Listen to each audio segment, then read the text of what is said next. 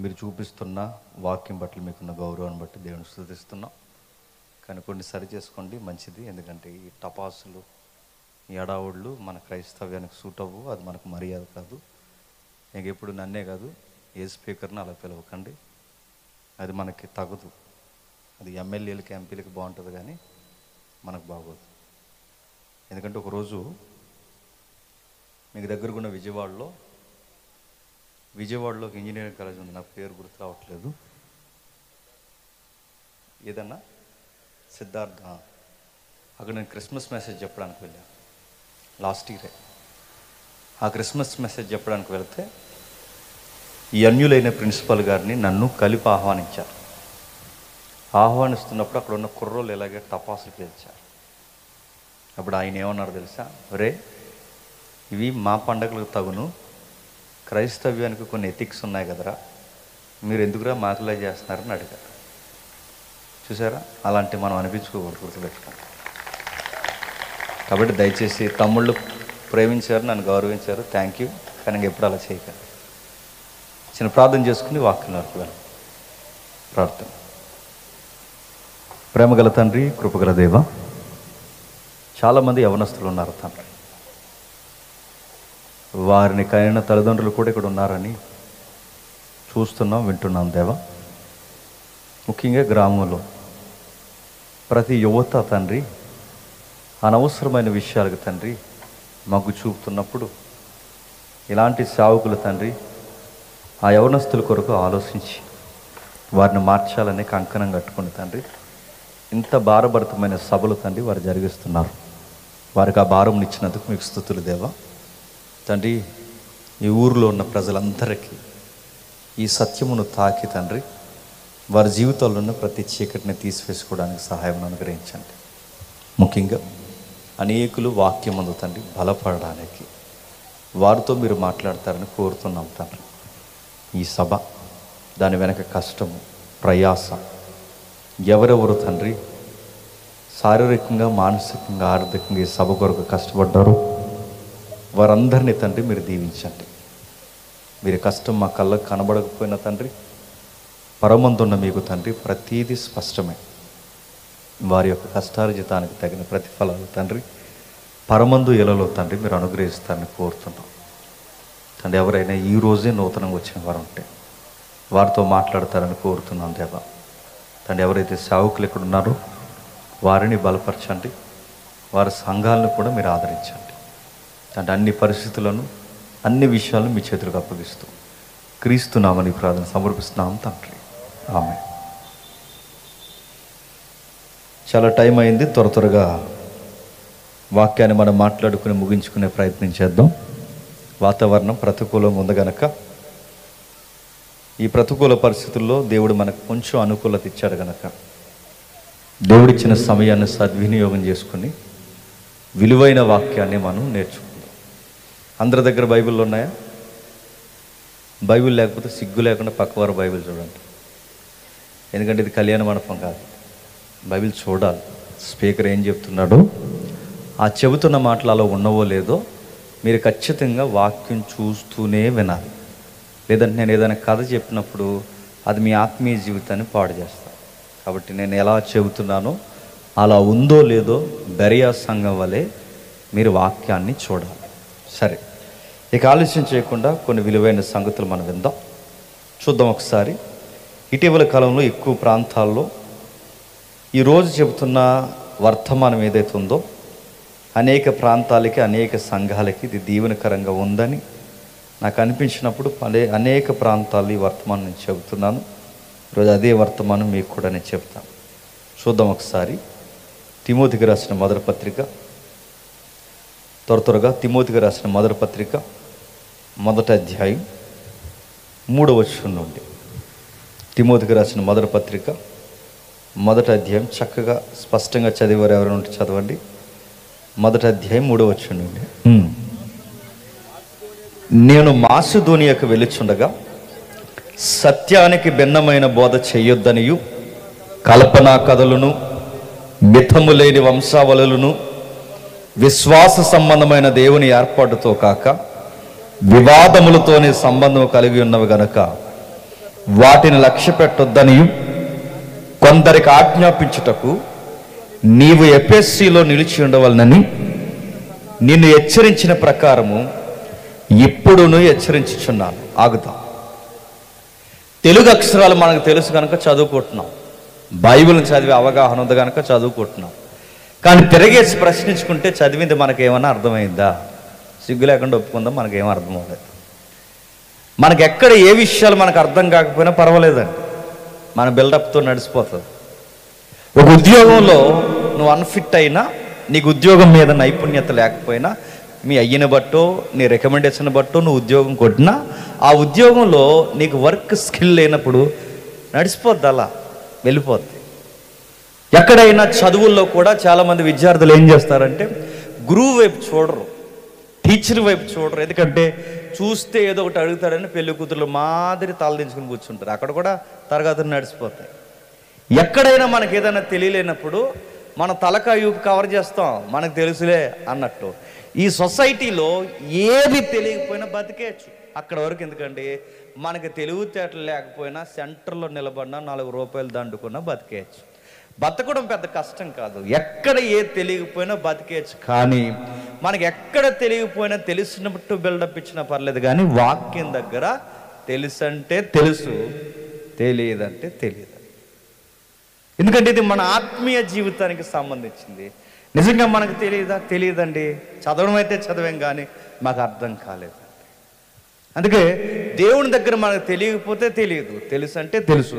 ఇప్పుడు ఒక వాక్యం చదివాం, ఏం తెలిసింది మనకి?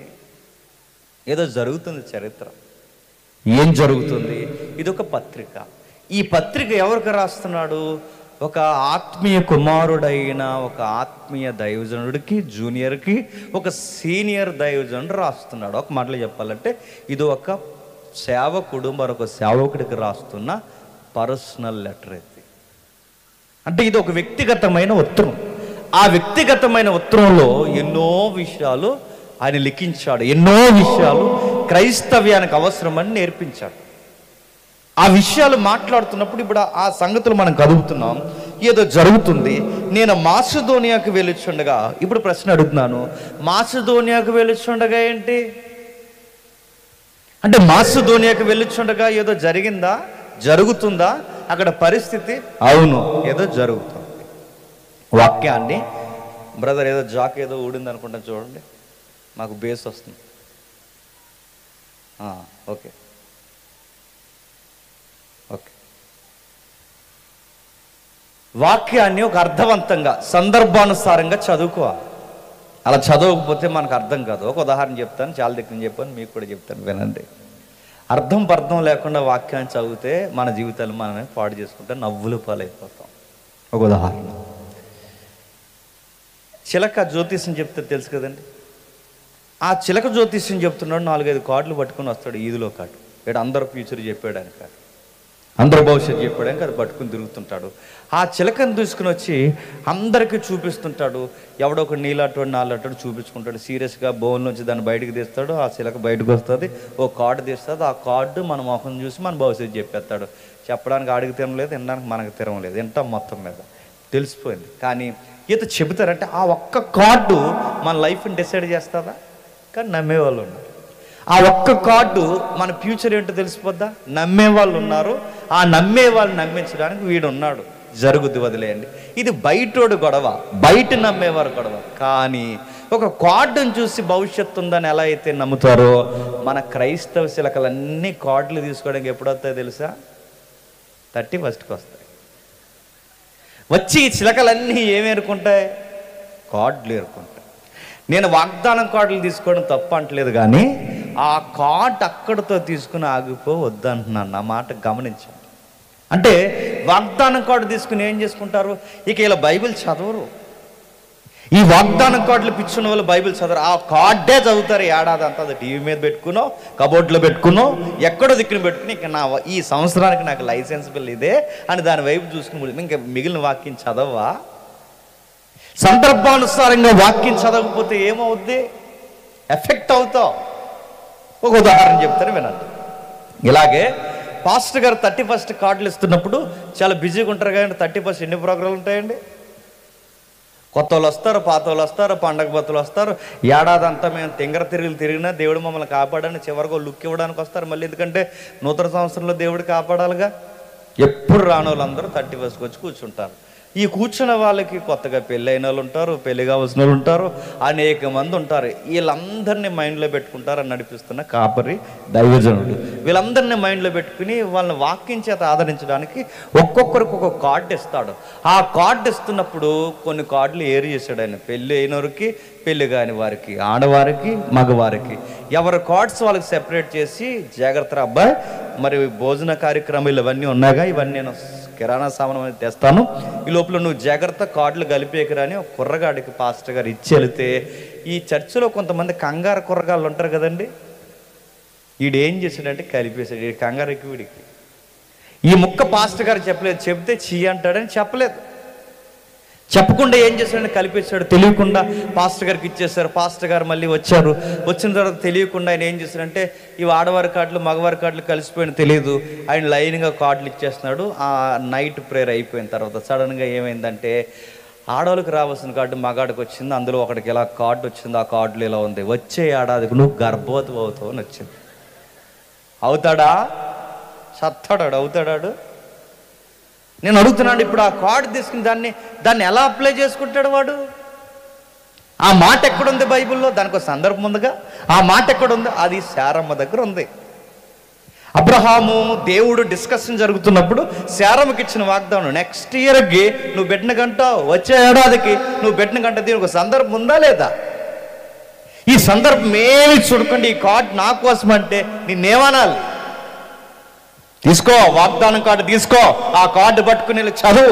ఆ అధ్యాయం ఎక్కడుంది, ఆ పుస్తకం పేరేంటి, అక్కడ కథానాయకుడు ఎవరు నడుస్తున్నాడు, దాని వెనక ఉద్దేశం ఏంటి, ఆ సారం బయట తీసుకుంటే పిల్లలు లేటుగా పుట్టిన వారికి దేవుడు ఎలాంటి వాగ్దానాలు ఇచ్చి వాదారుస్తాడో ఇదంతా చదవకపోతే, నీకు వాక్యం అర్థం అవ్వకపోతే నీకు ఎలా బతకాలి నీకు అర్థం అవుద్దా?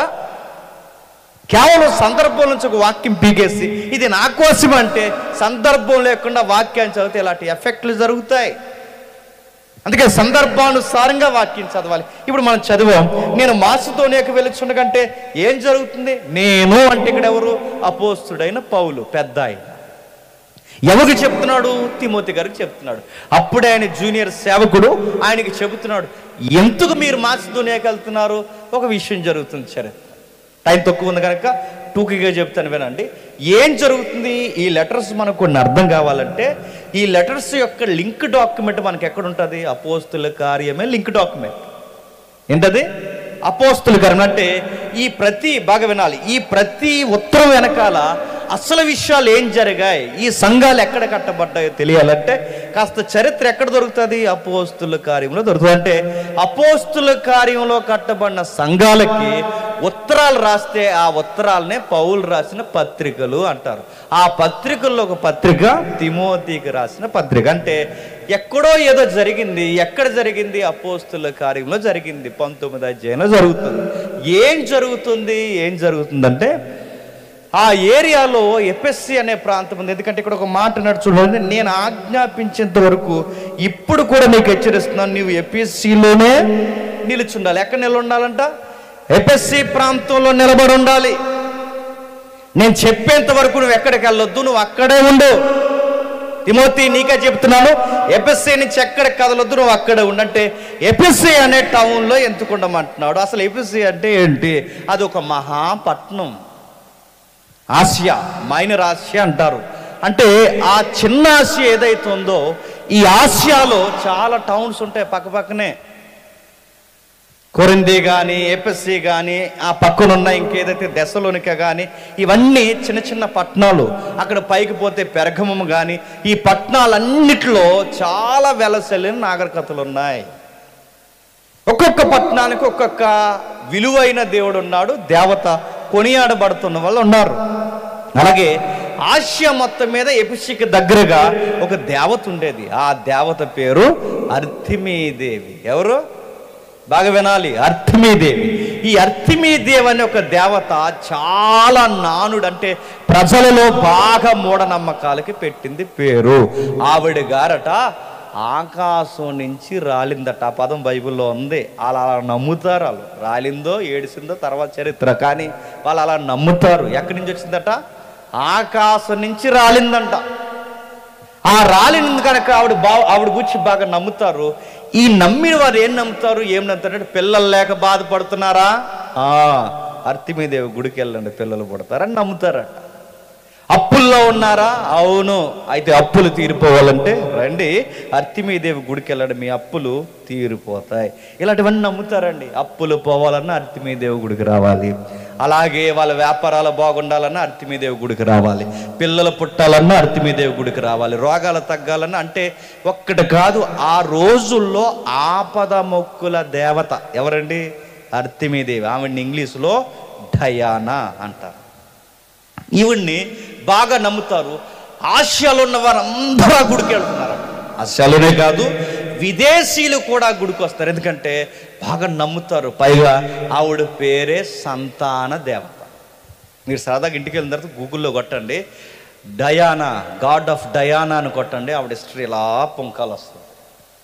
ఆవిడ గురించి చాలామంది నమ్ముతారట. విదేశీయులు వస్తున్నారు. అంటే ఇప్పుడు స్వదేశీయుల గుడికి వచ్చి విదేశీయుల గుడికి వస్తే, గుడికి ఎక్కువ మంది వస్తే ఉండి ఏమవుతుంది చెప్పండి? బాగా నిండింది, రెవెన్యూ పెరిగింది, ఖజానా పెరిగింది. ఇప్పుడు విదేశీయులు కూడా వస్తున్నారంటే విదేశీ కరెన్సీ స్వదేశానికి వస్తే ఏమవుతుందండి? దళసరి ఆదాయం పెరుగుద్ది. ఏ గవర్నమెంట్ వచ్చినా ఒక సోదు కబురు చెబుతారు, మనకు గుర్తుందో లేదో. ఏ గవర్నమెంట్ వచ్చినా ప్రతి 5 ఏళ్ళకు చెప్పి మనం సోదు కబురు ఏంటో చెప్పినా, మేము వచ్చిన తర్వాత విదేశీ కంపెనీలు తెస్తాం, విదేశీ కంపెనీలు తెస్తాం, విదేశీ కంపెనీలు తీసుకొస్తాం. నడుతున్నాను, ఎందుకు విదేశీ కంపెనీలు, ఎందుకు విదేశీ కంపెనీలు తెస్తారంటే, విదేశీ కంపెనీలు, విదేశీ పెట్టుబడులు, విదేశీయులు మన రాష్ట్రానికి వస్తే రాష్ట్ర దళసరి ఆదాయం ఏమవుద్ది?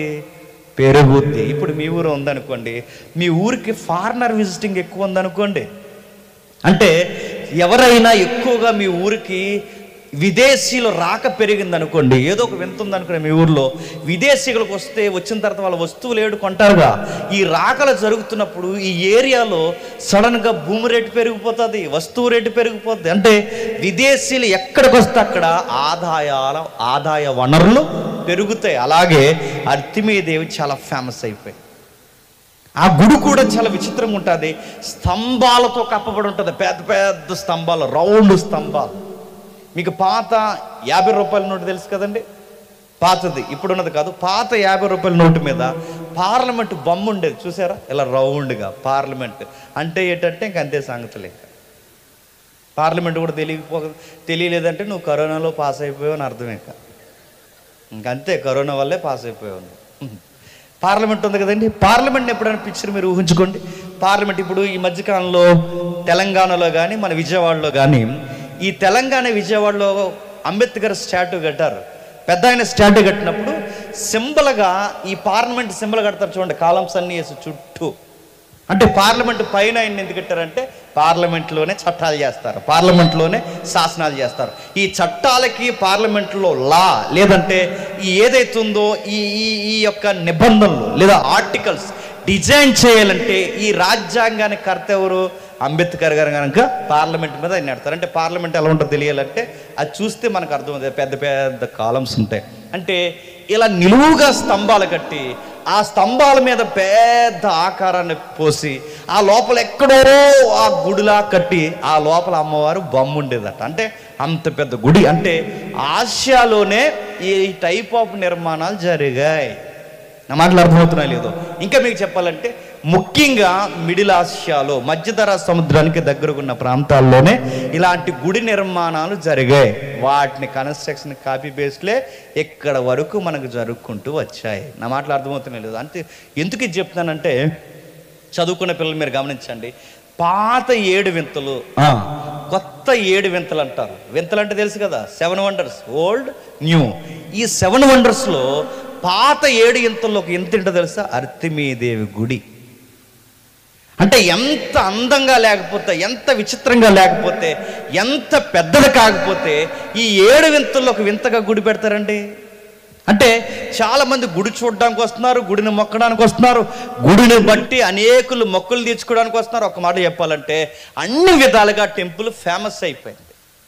ఏ గుడికి వచ్చినా ప్రజలు ఎలా ఉంటారంటే ఆ గుడి దగ్గర మొక్కుకుంటారు. ఆ మొక్కుకున్నప్పుడు ఏదో ఒక చిహ్నం కొనుక్కుంటారు. చిహ్నం అంటే ఓ చేతికి కట్టుకునే తాడో, మెడలేసుకునే పూసల దండో, లేకపోతే ఆ దేవుడి యొక్క బొమ్మో ఏదో తెచ్చుకుంటాంగా. మనోళ్ళు కూడా తయారయ్యారు కదా ఈ మధ్య. మనోళ్ళు కొంటున్నారు దండలు, మనోళ్ళు వేస్తున్నారు పూసలు, మనోళ్ళు కొంటున్నారు అమ్మవారు బొమ్మ కొన్నట్టు మరియమ్మ బొమ్మ కొంటున్నారు. మనోళ్ళు తయారయ్యారు ఈ మధ్య. బయట వాళ్ళని చూసి వాతలు వేసుకుంటున్నారు. సరే, విషయం పక్కన పెట్టండి. అంటే ఏ గుడికి పోయినా సెంటిమెంట్కి ఒక సైన్, ఒక చిహ్నంగా ఒక గుర్తుని తెచ్చుకుంటారు. ఎక్కడికి పోయినా మనం మారక ముందు మన తాతలు కానీ ముత్తాతలు కానీ, మా ఇంట్లో కూడా మారక ముందు ఏ గుడికి పోయినా ఒక బొమ్మ తెచ్చేవారు మా ఇంటికి. మా నాన్నమ్మ కానీ, మా అత్త కానీ, మా అమ్మలు కానీ వీళ్ళందరూ ఏం చేసేవారంటే ఈ గుడులకు పోయినప్పుడు ఆ బొమ్మలు తెచ్చి అలాగ బల్ల ఉండేది ప్రతి ఒక్కరి ఇంట్లో. ఇప్పుడు లేవులండి. ఆ తర్వాత ఆ బల్లల ప్లేస్లో సన్న సైడ్లు వచ్చినాయి. సన్న సైడ్లు పోయినాయి. ఇంక మొత్తానికి ఏమీ లేదు, ఇక వాలే ఉంది. ఇంక మొత్తానికి ఏం చేస్తున్నాం, గోళ్ళకి అంటిస్తున్నాం ప్రతిదీ. అలాంటి వాల్స్ మీద పెట్టేవారు గుర్తుందా? బొమ్మల బల్ల అనేవారు. ఈ బొమ్మల బల్ల మీద అంటే దేవుడు బొమ్మలు పెట్టేవారు. ఏదో గుర్తు తెస్తారు. ఎందుకు తెస్తారు? ఆ బొమ్మో ఆ చిహ్నమో తెచ్చుకుని ఇంట్లో పెట్టుకుంటే అంతా చెప్పండి మంచిగా జరుగుతుంది. పంటలు బాగా పండుతాయి, కడుపులు బాగా నిండుతాయి, ఆరోగ్యాలు బాగుంటాయి. ఇలాంటి ఫిలాసఫీ ఉంది. ప్రపంచ దేశాల్లో ఏ గుడికి వెనక్కి వెళ్ళినా ఈ నమ్మకాలు ఉన్నాయి. ఇలాంటి నమ్మకాన్ని నమ్మినప్పుడు ఆ గుడికి వచ్చేవారు. మరి ఆ గుడి దగ్గర నుంచి సింహం ఏం పట్టుకెళ్తారు? తాడో పూసల దండో కాదు. ఆ గుడి దగ్గర నుంచి ఏం పట్టుకెళ్తారంటే, అపోస్తలుల గారు మీరు ఇంటికి వెళ్ళిన చదవండి, ఏం పట్టుకెళ్తారంటే ఈ గుడి చుట్టూ కొన్ని దుకాణాలు వచ్చాయి. ఏమున్నాయి ఆ దుకాణాలు అంటే ఒక ఎండు గుడి అమ్ముతారట. ఏ గుడి? ఎండు గుడి. అంటే ఒక చిన్న గుడి తయారు చేస్తారు. ఆ గుడిని ఇలా స్తంభాల గుడిలా తయారు చేస్తారు. ఆ గుడి లోపల ఈ అర్తి మీదే బొమ్మ పెడతారు. ఈ గుడి వచ్చిన ప్రజలందరూ ఒక్కొక్కరు గుడి కనుకుంటారు. అంటే ఇంతమంది ప్రజలు వస్తున్నారంటే ఒక కొట్టు ఉంటే సరిపోద్దా? ఒకటి కాదు, రెండు కాదు, మూడు కాదు, చాలా దుకాణాలు గుడి చుట్టూ అలా వచ్చేసాయట. ఇన్ని వ్యాపారాలు ఉన్నాయంటే, ఇన్ని కొట్లు దుకాణాలు ఉన్నాయంటే ఈ దుకాణాలందరికీ మళ్ళీ ఒక హెడ్ ఉంటాడు. వీళ్ళందరికీ మళ్ళీ ఒక ఎలక్షన్ ఉంటుంది. తెలుసు కదా, మన ఎలక్షన్ వేరు, ఈ వ్యాపారస్తుల ఎలక్షన్ వేరు మళ్ళీని. అలాగే వాళ్ళకు కూడా ఒక యూనిటీ ఉంటుంది. ఆ యూనిటీ ఉన్నప్పుడు ఆ యూనిటీలో ఒక యాక్టివ్ మెంబర్ ఉండేవాడు. అతగాడి పేరు బైబిల్లో ఉంది, దెమెత్రి. ఎవరు? దెమెత్రి. ఈ దెమెత్రి దగ్గర వాకప్ చేశాడు, స్టడీ చేశాడు. విషయం ఏంటి? రెవెన్యూ తగ్గిపోతుంది, గుడికి ఖజానా తగ్గుతుంది, వ్యాపారంలో గల్లాపెట్టులో వ్యాపారంలో కూడా గల్లాపెట్టులో డబ్బులు సరిగా రావట్లేదు, తగ్గుతుంది. ఏమైంది? ఎంక్వైరీ చేశారు. విషయం అర్థమైంది. ప్రజలు రాక గుడికి తగ్గింది. ఏమైంది? ప్రజలు రాక గుడికి తగ్గిపోయింది. ప్రజలు రాక గుడికి ఎందుకు తగ్గిపోయింది? ఎందుకు తగ్గిపోయిందంటే ఇటీవల కాలంలో ఆసియాలో ఒకడు తిరుగుతున్నాడంట. ఆ ఒక్కడు ఎవరో కాదు, అతగాడి పేరు అపోస్తుడైన పౌలు. ఎవరు?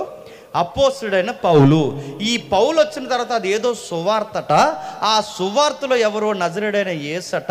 ఆ యేసును గురించి పుంఖాలుగా మాట్లాడుతున్నాడట. ప్రజలకి నిజ దేవుడేంటో, కల్పిత దేవుళ్ళేంటో, చేతులతో చేయబడినవేంటో, సృష్టికర్త ఏంటో స్పష్టంగా ఎలుగెత్తి మాట్లాడుతున్నాడట. మట్టితో చేయబడినవి, బంగారంతో చేయబడినవి, ఇదిగో మనం చేసుకున్నవి సృష్టికర్తలు కావు, మనల్ని పుట్టించిన వాడు సృష్టికర్త అవుతాడు. దేవుడు స్పష్టమైన దాంట్లో ఇదిగో ఈ సృష్టముల్లో నివసింపడని ఆ సువార్త అనేదో చెబుతున్నాడట. ప్రజలు అనేక మంది ఆ విషయాలు విని గుడికి రావడం తగ్గిపోయారు అని విషయం అర్థమైందట. ఎవర్రా వచ్చిందంటే అతగాడి పేరు యూదుడు. ఆ యూదుడులో అతగాడి పేరు పౌలు. ఎక్కడున్నాడు అంటే ఈ అబ్బాయి వచ్చిన తర్వాత, ఈ వ్యక్తి వచ్చిన తర్వాత సువార్త పేరుతో అనేక మందిని మార్చేస్తాడంటే విషయం అర్థమైంది దర్యాప్తులో. అవును, అతగాడు వచ్చిన తర్వాత అనేక మంది మారిపోయారు. ఇప్పుడు గుడికి రావాల్సిన వారందరూ ఒక గుంపుగా కూడుకుంటున్నారు. ఆ గుంపుకి అలా ఒక పేరు పెట్టుకున్నారు. ఆ గుంపు పేరు సంఘం. ఏంటట? సంఘము. ఆ సంఘానికి అడ్రస్ పేరు ఏంటంటే ఏపీసీ సంఘం. ఎందుకంటే ఆ టౌన్లో కూరుకుంటున్నారు కనుక ఆ జనాభా అంతటికి ఏం పేరు పెట్టారు? ఎఫెసీ సంఘం. ఎందుకంటే ఆ ఊరి పేరే పెట్టారు, ఆ టౌన్ పేరే పెట్టారు. నిజానికి పేరు కాదు, అది అడ్రస్ మాత్రమే. ఆ సంఘానికి పేరు కాదు. ఒకవేళ సంఘానికి పేరు అదేనా ఉంది అంటే బైబిల్ చెప్పింది, క్రీస్తు రక్తమిచ్చి సంపాదించాడు గనక సంఘానికి ఉండాల్సిన పేరు మీరు ఏ పేరు పెట్టుకుంటారో పెట్టుకోండి, కానీ ఆ ప్రభు యొక్క పిలుపు ఏంటంటే ఇది క్రీస్తు యొక్క సంఘం అంతే.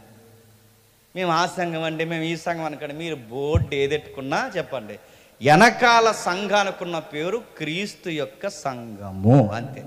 అయితే ఆ ఏరియాలో ఎఫెసీ అనే ప్రాంతం ఉంది కనుక ఆ ప్రాంతంలో సంఘం అంటే గుడికి వెళ్ళే వాళ్ళందరూ ఇప్పుడు వచ్చి కూడుకుంటున్నారు కనుక వీళ్ళ కూడుకొని ఇప్పుడు సమూహంగా ఉన్నారు కనుక ఒక గుంపుగా ఫామ్ అయ్యారు కనుక ఇది ఎఫెసీ సంఘం అని.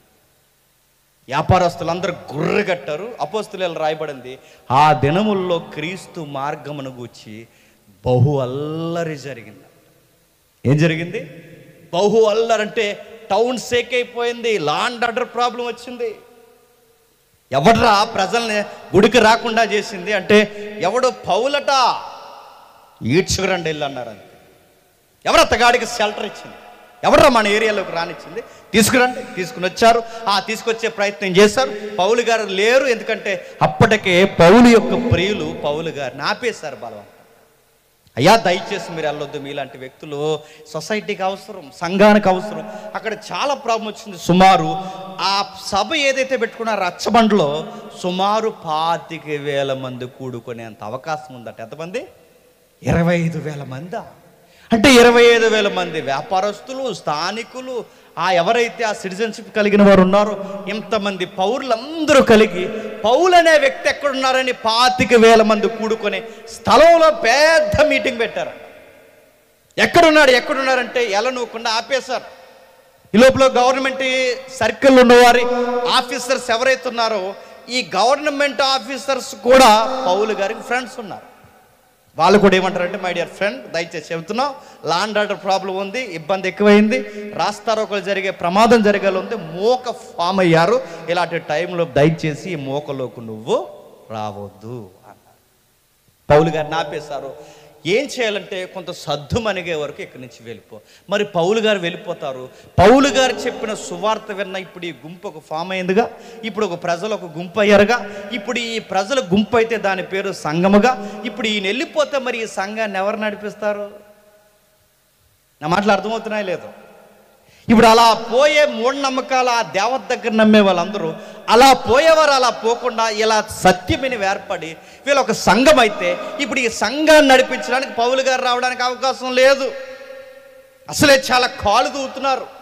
పౌలు గారికి సహకారులుగా ఉన్న ఎవరైతే పైలట్స్గా పనిచేస్తారో వాళ్ళని దగ్గరికి పిలిచి వాళ్ళిద్దరు నిలబెట్టి గట్టిగా అరిశారట. ఎంత గట్టిగా అరిశారంటే కొట్టలేక. ఎందుకంటే రోమ ప్రభుత్వం కింద ఎవడిని చంపడానికి రైట్స్ లేవు. అందుకే చూడండి, యూదులకి చంపే అవకాశం లేక సిలువ ఎవరితో వేయించారు? రోమీలతో వేయించారు. ఎవరిని? యేసుక్రీస్తు వారిని. అంటే వెనకాల మొత్తం దువ్వేసింది, వెనకాల కథంతా నడిపించింది యూదులైనా. చంపే రైట్స్ లేవు. ఆ రైట్స్ వాళ్ళకి లేవు కనుక ప్రభువుని ఎవరితో చంపించారు? ప్రభుత్వంతో చంపించారు. ఆ రోజు ప్రభుత్వం పేరేంటి చెప్పండి? రోమ ప్రభుత్వం. అలాగే వీళ్ళకి రైట్స్ లేవు కనుక గట్టిగా అరుస్తున్నారట. వీళ్ళ దగ్గర ఒక దిక్కుమాలిన లాజిక్లు ఉంటాయండి. ఆ రోజుల్లో వీళ్ళ దగ్గర ఏమున్నాయంటే మోకమ్మడ దాడి చేసేద్దాం అనుకున్నారు. ఎప్పుడైనా చూడండి, ఈ రోజైనా ఆ రోజైనా ఏ రోజైనా దొమ్మి కేసులు అంటారు తెలుసుగా. దొమ్మి ఒకడు కొడితే కేసు బలంగా ఉంటుంది, ఇద్దరు కొడితే కేసు బలంగా ఉంటుంది, ముగ్గురు కొడితే కేసు బలంగా ఉంటుంది, 10 మంది కొట్టినా బలంగా ఉంటుంది. A1 A2 A3 A4 9 4 6 7 ఇలా నెంబర్స్ ఇచ్చి 10 వేసేస్తారు. A1 అంటే A1 అనగానే మంచోడు అనుకోకండి. ఏమన్నా అంటే అక్యూజ్డ్ అని 1 2 3 4 5 6 7 8 9 10 ఇలా నెంబర్లు వేస్తారు. కానీ ఒకేసారి 500 మంది ఒకేసారి 1000 మంది కొడితే దాన్ని ఏమంటారు చెప్పిన? దొమ్మి కేసు అంటారు. అంటే ఒకడి మీద వేయలేరు FIR. దొమ్మి కేసు అంటారు. అంటే ఈ మతోన్మాదం కలిగిన వారు ఆ రోజు నుంచి లాజిక్లు ఉపయోగించి దొమ్మిగా వచ్చేసారండి. పౌలు గారికి దగ్గరకు ఇద్దరి మీదకి నిలబడి ఏమన్నారట? మీరు అపోస్తలుల గారి ఇంటికి వెళ్తారు, చదవండి, టైం లేదు, అందుకే నేను 2K చెప్తున్నాను. ఏమన్నారంటే ఆ మధ్యలో వాళ్ళిద్దరు నిలబెట్టి గట్టిగా అరిశారట. అర్తిమీదేవి మహాదేవని 2.5 గంటలు అరిశారట. సుమారు 2 గంటలు అర్తిమీదేవి మహాదేవి. ఎవర్రా అర్తిమీదేవిని తక్కువ అన్నది? ఎవరు అర్తిమీ దేవుని తక్కువ అన్నది? పౌలా. ఎక్కడున్నాడు? పౌల మన దేవుడు, మన దేవత కాదన్నంత మాత్రాన దేవత కాకుండా పోతుందా? ఆయన మనలో ఎవడు ఎరగని వాడు. అర్తిమీదేవి ఎక్కడి నుంచి దిగొచ్చింది? ఆకాశం నుంచి దిగొచ్చింది. ఎవడికి తెలియదు? ప్రతి మనుషుడికి తెలుసు. కాబట్టి మన దేవత గొప్పదని గట్టిగా రంటారు ఒకేసారని అందరూ 25,000 మంది సుమారు నిలబడేంత స్థలంలో అంతమంది నిలబడి అర్తిమీదేవి మహాదేవని అరమంటే అందరూ గుడ్డిగా అరిశారంట. నేను అడుగుతున్నాను, చెప్పండి, మహాదేవను గుడ్డిగా అరిస్తే మహాదేవ అయిపోద్దా? ఈ అధికారులకు ఒకసారి మెదడు ఎక్కడ దిగిపోద్దా చెప్పినా? మోకాల్లోకి దిగిపోతా. కొన్నిసార్లు ఇలా సలహాలు అలాగే ఎడితే కరోనా వచ్చేసి ముమ్మరంగా మనుషులు చచ్చిపోతుంటే నల్ల కవర్లు వేస్తే సగానికి భయపడి చచ్చిపోతున్నారు. ఆ ముగ్గేసేయడం, కర్రలు కట్టడం, ఇలా టైంలో స్లోగన్ ఇచ్చారు ప్రభుత్వాలు, అధికారులు. ఏమన్నారంటే, ఇదిగో కరోనాను పోగొట్టాలంటే మీరు ఏం చేస్తారంటే, సాయంత్రం మీరు గ్లాసు కంచం తీసుకొని సాయంత్రం 7 గంటలకి మీరు మీ మేడల మీద కొమ్మి ఈదుల్లోకి వచ్చి అందరూ ఒకేసారి సరిగ్గా 7 అయ్యే సమయానికి కంచన్నట గ్లాసు టంగమని గట్టి కొట్టి కరోనా కరోనా పో అన్నారంట. కరోనా పో అంటే పోద్దా? ఆడి మేడ మీద ఈడి మేడ మీద ఆడి మేడ మీద ఆడాడు, ఈడి మేడ మీద నుంచి ఈడడిస్తే ఈ మేడల మీద అడిస్తే ఆడు సొంగ ఈడి సొంగ ఆడికి తగిలి మొత్తానికి ఈదందరికి వచ్చింది కరోనా. కంచము గ్లాసు తీసి గట్టగొట్టి కరోనా పో అంటే పోద్దా? వైరస్సే పోదు. అలాంటిది లేని గౌరవాన్ని గట్టిగా అరిస్తే వచ్చేస్తాదా? అర్తిమీదేవి మహాదేవి అంటే అయిపోద్దా? గుర్తుపెట్టుకోండి, దేవుడు గొప్పవాడైతే ఆయన గురించి గొప్ప చెప్పకపోయినా గొప్పోడే. గొప్ప లేనప్పుడు ఎంత గొప్ప చెప్పినా గొప్ప రాదు. కానీ వాళ్ళు ఏమనుకుంటున్నారంటే అరిసేసి గొప్ప చేసేద్దాం అనుకుంటున్నారు. అరిసేసి గొప్ప దేవత అని చెప్తాం అనుకుంటారు. మొత్తం అరిశారు, పౌలు గారిని రాకుండా చేశారు. ఆ ఇద్దరికి వార్నింగ్ ఇచ్చారు. ఈ లోపల కర్ణం గారు ఒకరు ఆయన వస్తారు.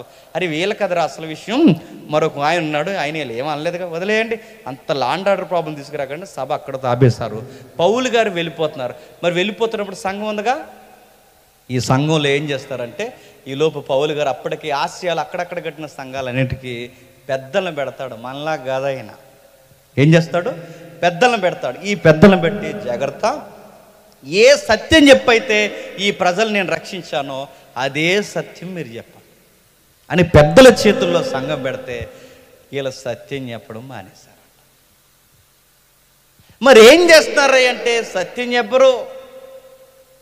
ఎప్పుడైతే వీళ్ళు సత్యం చెప్పడం మానేశారో రాజకీయాలతో చేతులు కలిపారు, వాక్యం చెప్పడం మానేశారు, కథలు చెప్పడం మొదలెట్టారు, వంశాలకు పెద్ద పెట్టేయడం మొదలెట్టారు.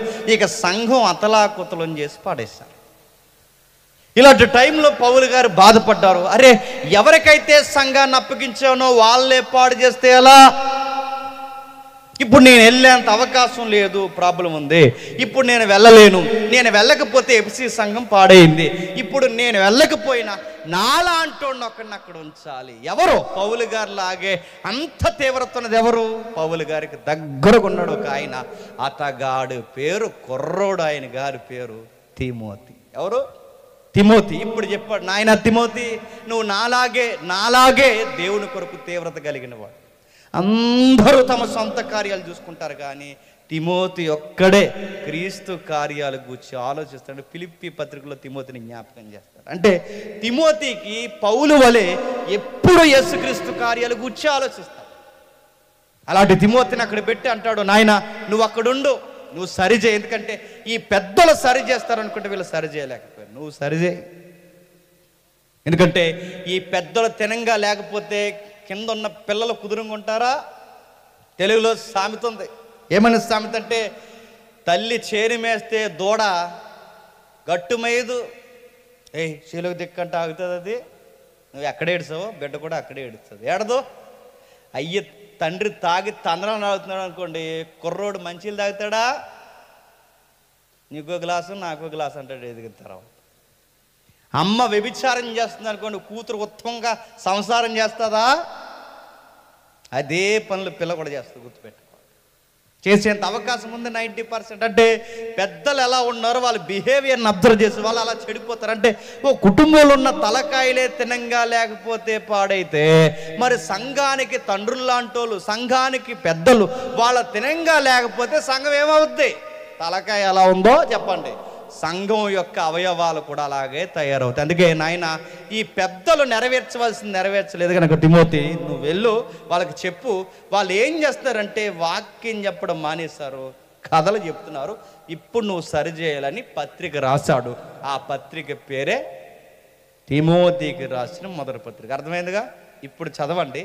ఇది ఉద్దేశంలో పెట్టుకుని చదువుదాం. 1వ అధ్యాయం 3వ వచనం. నేను మాసిదోనియాకు వెలుచుండగా సత్యానికి భిన్నమైన బోధ చెయ్యొద్దనియు, సత్యానికి భిన్నమైన బోధ, భిన్నమైన బోధ, భిన్నమైన బోధ, బోధే కానీ భిన్నమైన బోధ. నా మాటలు అర్థమవుతలేదు. బోధే, అందరూ వాక్యాలు చెప్తారు, అందరు రెఫరెన్సే తీస్తారు, అందరూ వాక్యాలే వల్లిస్తారు, అందరూ ప్రసంగాలు చెప్తారు. కానీ అది ప్రసంగమే, కానీ ఏరో ఒక ప్రసంగం. అది బోధే కానీ భిన్నమైన బోధ. అంటే ఇది ఎలా ఉంది? ఒరిజినల్ నోటు చెప్పండి, దొంగ నోటు అన్నమాట. అది నోటే. నేను అడుగుతున్నాను, ఒరిజినల్ నోట్ ఏంటో దొంగ నోట్ ఏంటో నీకు తెలియాలంటే ఎప్పుడు తెలుస్తుంది? యాదో మన లైట్ దగ్గర పెట్టి పెద్ద ఏదో సైంటిస్ట్ లాగా గీత ఉందా, వంకర ఉందా, గాంధీ ఉన్నాడా, ఇది కాదు చూడాల్సింది. ఎందుకంటే దొంగ నోట్లో కూడా గాంధీ గారు నవ్వుతూనే ఉన్నారు. దొంగ నోట్లో కూడా అలా అప్డేట్ అయ్యారు. యాజ్ టీజ్ ఆ కలర్ సీల్ ఏదైతుందో అది యాజ్ టీజ్ లైన్ దించుతున్నారు. కానీ నీకు నాకు దొంగ నోట్లు తెలియవేమో కానీ బ్యాంక్ కొడి ఇట్టే పడతాడు. బ్యాంక్ కొడి ఇలా చేతులతో తడిమేసి పట్టుకుంటాడు. బ్యాంక్ కొడికి ఎలా తెలుస్తుంది? బ్యాంక్ ఎంప్లాయ్కి ఎలా తెలుస్తుంది? ఎందుకంటే వాళ్ళు రోజు ఏం లెక్కెడతారంటే ఒరిజినల్ నోట్లు లెక్కెడతారు. వాళ్ళు రోజు ఒరిజినల్ నోట్లు లెక్క పెడతారు కనుక వాళ్ళు ఇలా లెక్కెడుతుండగా సడన్గా వాళ్ళ చేతికి డూప్లికేట్ నోటు తగిలేసరికి వాళ్ళు వెంటనే పట్టేస్తారు. వాళ్ళు ఎలా తెలిసిపోయిందండి? మేము ఇన్నిసార్లు చూసినా మాకు తెలియట్లేదు. మీరు వెంటనే ఎలా చెప్పగలిగారంటే వాళ్ళకి ఒరిజినల్ నోట్ని రోజు పట్టుకుని వాళ్ళ చేతులకు ఏం అలవాటు అయిపోయింది? ఒరిజినల్ ఏంటో అలవాటు అయిపోయింది, ఇవి డూప్లికేట్ ఏంటో తెలిసిపోయింది. మనకు కూడా సత్యం బాగా అలవాటు అయితే చెప్పండి, అసత్యం ఏంటో వాడు ప్రార్థనలోనే కనిపెట్టేసి గుర్తుపెట్టుకో. వాక్యము లోతు మనకు బాగా తెలిస్తే ఈ పాట పనికొచ్చే పాటో పనికిరాని పాటో సంత పాటో మనకు అర్థమైపోతుంది. గుర్తుపెట్టుకోండి. వాక్యం మనకు బాగా అర్థమైతే 10 నిమిషాలు ప్రసంగం విని చెప్పొచ్చు ఇతగాడి ప్రసంగంలో స్టఫ్ ఎంత ఉందో.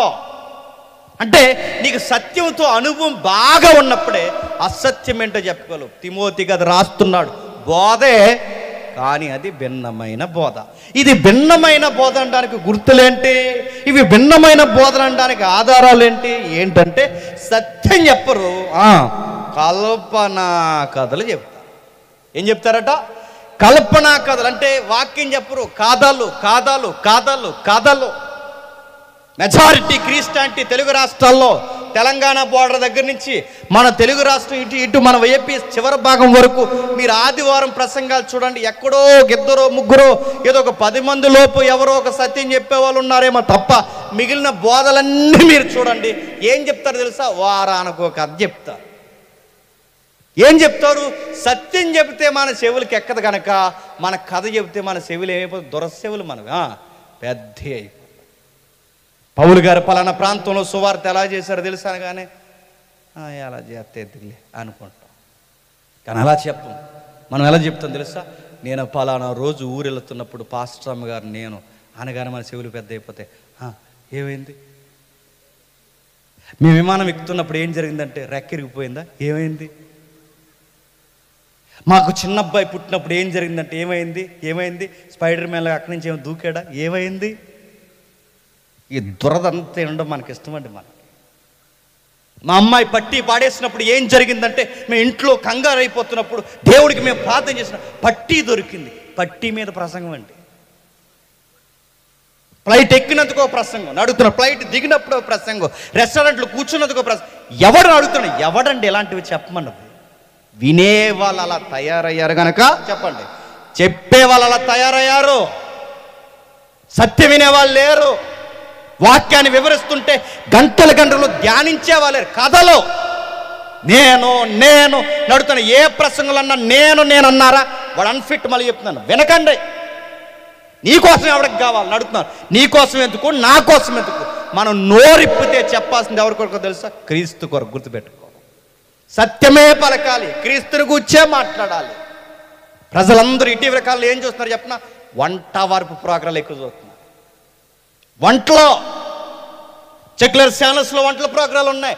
యూట్యూబ్లో వంటల కొరకు ఎన్ని ఛానల్స్ ఉన్నాయి? కోడి మాసం ఎలా వండుకోవాలి, మేక మాసం ఎలా వండుకోవాలి, అడవులో ఎలా వండుకోవాలి, అడవులోకి దూరినప్పుడు ఎలా వండుకోవాలి, కొండ దగ్గర ఎలా వండుకోవాలి, చేప ఎలా వండుకోవాలి, ఆకుకూర ఎలా, ఇన్ని ఛానల్సే. అందుకే చూడండి, వాక్యాలకు వ్యూస్ ఎక్కువ ఉంటాయి లేదో నాకు తెలియదు, కానీ ఈ వంట వార్పు ప్రోగ్రాలు చూడండి, మిలియన్ వ్యూస్ ఉంటాయండి, మిలియన్స్. భార్య భర్తలు ఉంటారు, ఈ మధ్య తయారైపోయారు, ఎక్కువైపోయారు వీళ్ళందరూ. భార్య భర్తలు ఉంటారు, ఆ కొండ తేవడం, ఆ కూరగాయలు కూడా ఇవన్నీ మనకు చూపించడం, మనకు సిగ్గు లేకుండా ఖాళీ కూర్చుని చూడటం.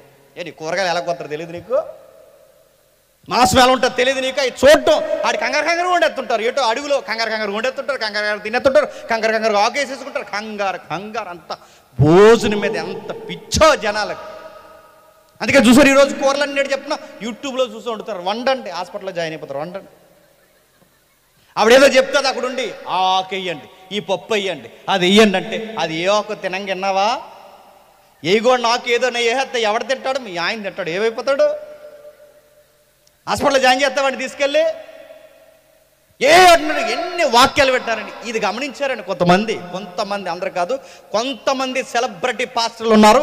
ఇది గమనించారు. వీళ్ళు ఏం చేశారంటే, జనాలు వాక్యం కన్నా వంట వార్పుల కొరకు చెబితే ఎక్కువ వింటున్నారు కనుక తయారైపోయారు కెమెరాల ముందు.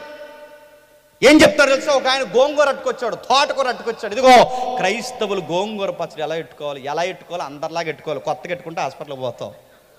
ఎలాగెట్టుకోవాలి అంటే, నీకు గోంగూర పచ్చడి కోసం చెప్పమని నీకు దేవుడు ఏదికి ఇచ్చాడా?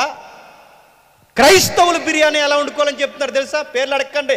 క్రైస్తవులు బిర్యానీ ఎలా వండుకోవాలి, క్రైస్తవులు పచ్చళ్ళు ఎలా పెట్టుకోవాలి, క్రైస్తవులు కొత్తిడిని ఎలా చక్కబెట్టుకోవాలి, క్రైస్తవులు కిచెన్ ఎలా శుభ్రం చేసుకోవాలి, క్రైస్తవులు బౌల్ ఎలా అడుగుతున్నారు. ఎవడండి ఇలాంటివి చెప్పమన్నది? ఎవరు చెప్పనా? అలాంటివి మనం బాగా వింటాం కనుక చెప్పండి. జనాలకి ఇవి నచ్చుతున్నాయి కనుక ఇలాంటి కథలన్నీ చెప్తున్నారండి. కథలు.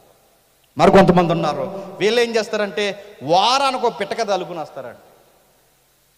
పలానా టైంలో అడవిలో నిర్మానుషంగా చీకటి పడుతున్న వేళ అలా ఒక వ్యక్తి అలా నడుస్తూ వెళుతున్నప్పుడు పులిబావ ఎదురొచ్చింది అన్నారు.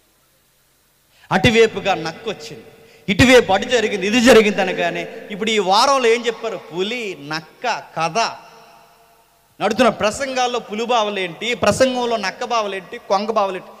ఎవడండి ఇలాంటి ప్రసంగాలు చెప్పమన్నది? వీళ్ళు మళ్ళీ చెప్తుందంటే ఇలాంటి కథలు చెప్పేవాళ్ళు అన్ఫిట్. మళ్ళీ చెప్తున్నాను, అన్ఫిట్. వీళ్ళకి వాక్యం రాదు, అన్ఫిట్. వీళ్ళకి చెప్పడం చేతకాక ఏదో ఒక నీతి కథ చదువుకుని వచ్చి అదే ప్రసంగా చెబుతారు. మొత్తానికి ఒక ప్రసంగం, పులిబావ, నక్క బావ, అది ఇది, ఒక కొంగ బావ. ఎవడో ఇది చెప్పమన్నది? ఇలాంటి దరిద్రం ఈ రోజే కదట ఎపిసి సంఘంలో తయారైందట. తిమోతి కడిగే ఇలాంటి వారిని అందరినీ, ఈ కథలు చెప్తున్న వారిని ఒక్కొక్కడు ఎవడైతే చెప్తున్నారు మొత్తం అందరికీ ఆజ్ఞాపించు, కమాండ్ చేయి. చెప్పకూడదు, సత్యం చెప్పాలని చెప్పు. చెప్పడం రాదా, పక్కకు పొమ్మని చెప్పు. అంతేగాని రక్తమిచ్చి సంపాదించిన దేవుని సంఘం మీద కథలు చెప్పొద్దని చెప్పు. కథలు చెప్తున్నారు. ఇంకా ఏం చెప్తున్నారు? వంశాలు మితము లేని వంశాలు. వంశాలంటే గొప్పలో. ఈరోజు కూడా సంఘంలో దరిద్రాలు ఉన్నాయి తెలుసు కదండి. మేము ఏం వంశమో తెలుసా? ఏ వంశం? మా తాత ఎవరో తెలుసా? ఎవరో? ఆ రోజుల్లో మా తాత మీసాల మీద నిమ్మకాయలు నిలబెట్టాడట. నేను అడుగుతున్నాను, లాజిక్, సైన్స్, ప్రాక్టికల్గా విషయం అడుగుతున్నాను. మీసాల మీద నిమ్మకాయలు నిలబడతాయా?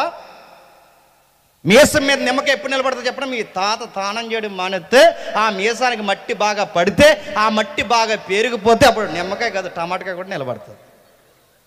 మీ తాత మీసాల మీద నిమ్మకాయలు నిలబెట్టడం ఏంటి నడుతున్నాను? ఇవేం గొప్పలు? మా తాత తోపు, మా తాత తురుమంటే ఇవి సంతలో బాగుంటే చెప్పుకోవడానికి. సంఘంలో తాతలు ముత్తాతలు వంశాలు అది ఇది లేదు.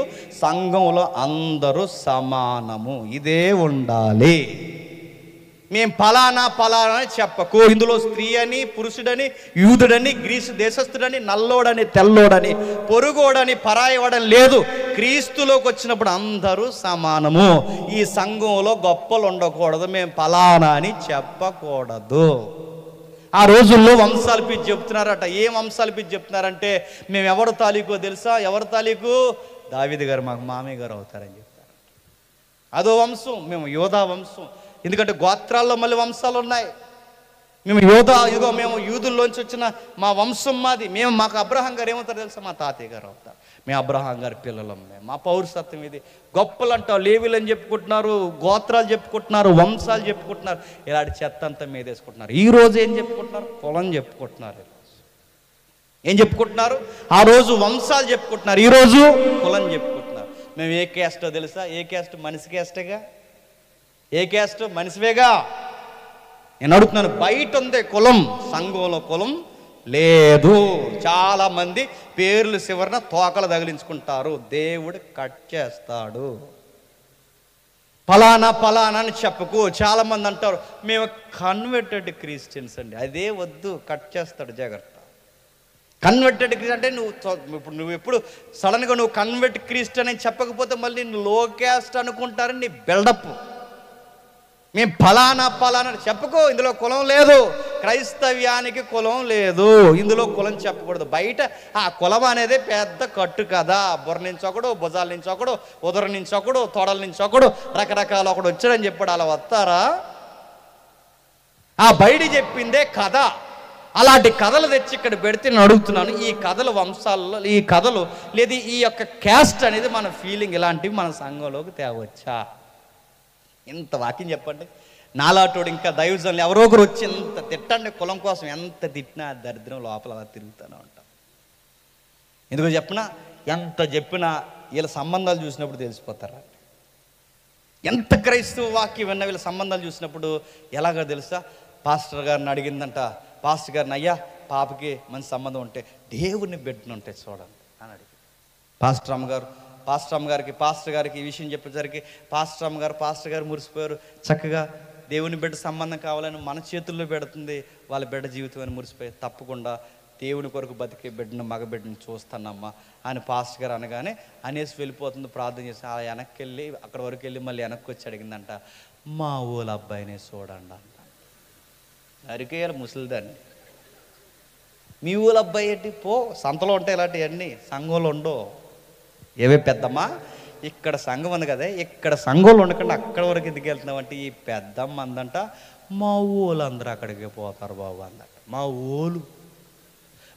ఊళ్ళు అందరూ అక్కడికే పోతారు అంటే, మీ ఊళ్ళు అంటే మా క్యాస్ట్ వాళ్ళందరూ చెప్పండి ఆ సంఘానికి పోతారంటే అది క్యాస్ట్ సంఘం, క్రీస్తు సంఘం కాదు, గుర్తుపెట్టుకోండి.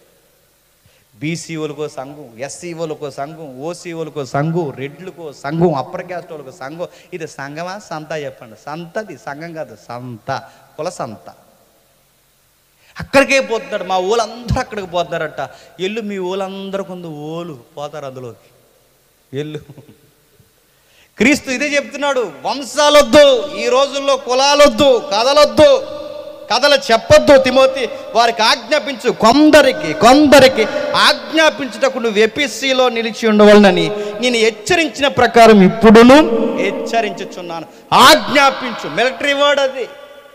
గ్రీకులో మిలిటరీ అంటే 10 లేదా ఒక 100 మందికి దళానికి ఒక కమాండర్ ఉంటే ఆ కమాండర్ వాడే పదమే ఆజ్ఞాపించనే పదం. ఆ గ్రావిటీ వచ్చే పదాన్ని పౌలు గారు తిమోతి దగ్గర వాడుతున్నారు.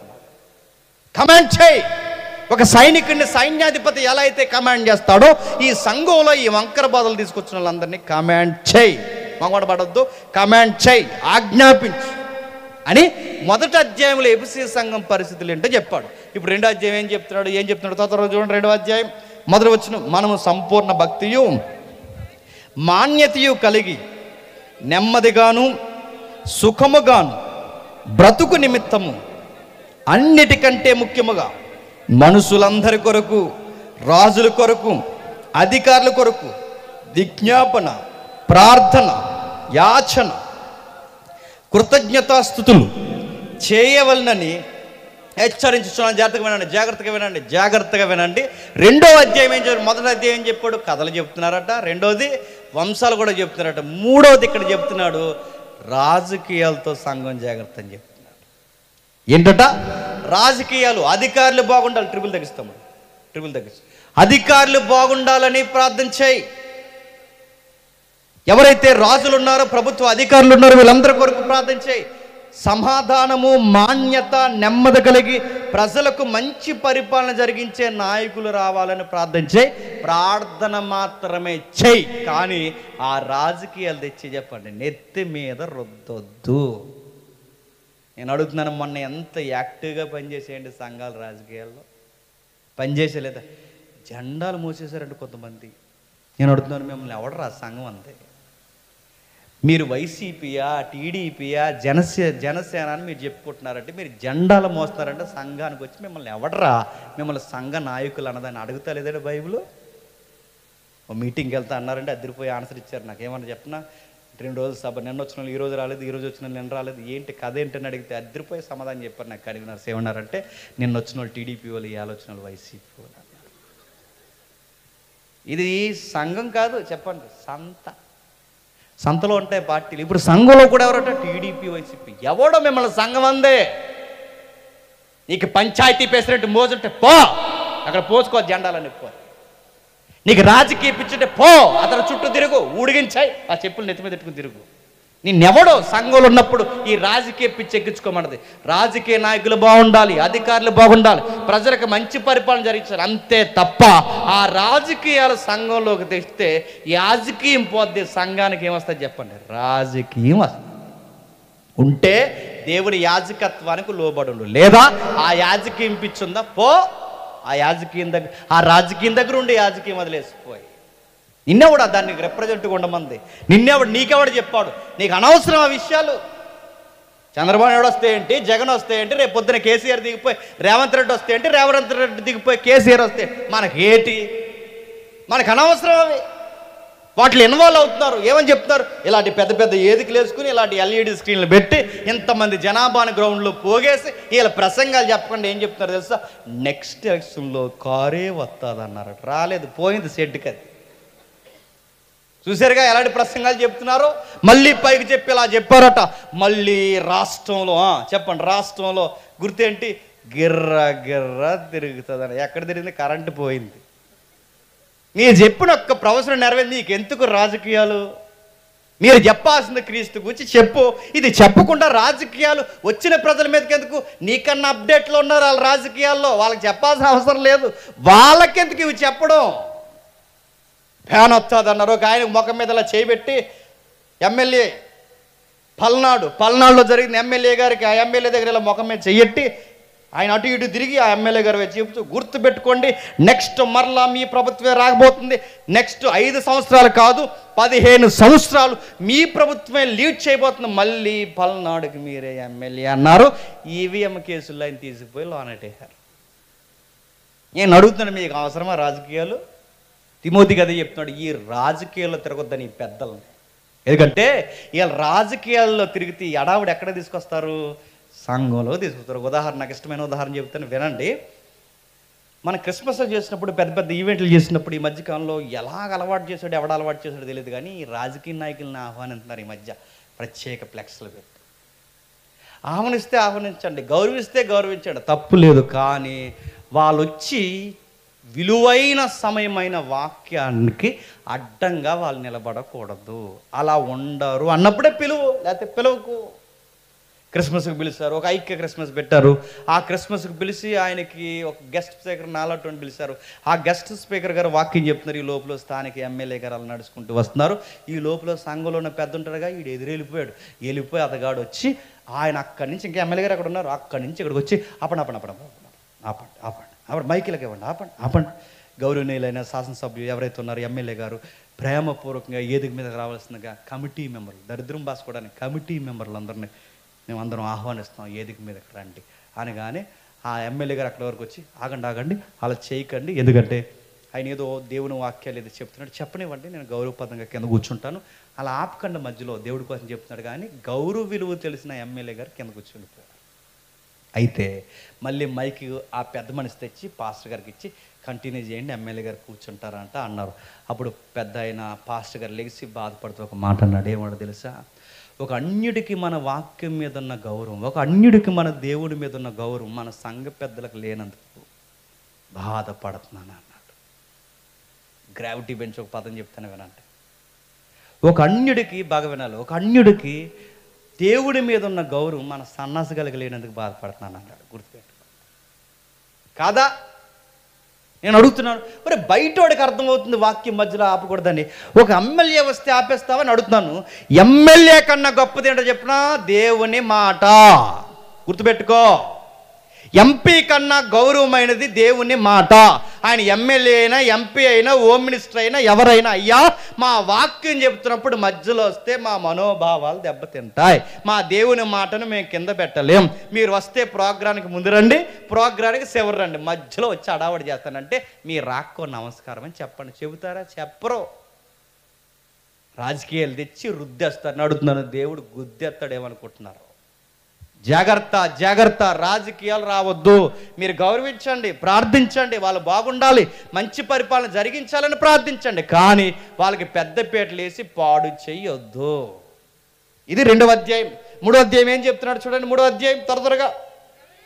ఎవడైనను అధ్యక్ష పదవిని ఆశించిన ఎడల అట్టివాడు దొడ్డ పనిని ఆపేక్షించుచున్నాడన్న మాట నమ్మదగినది. ట్రిబుల్ తగ్గించండి బ్రదర్. అధ్యక్షుడగువాడు నిందారహితుడును, ఏకపత్ని పురుషుడును, మితానుభవం గలవాడును,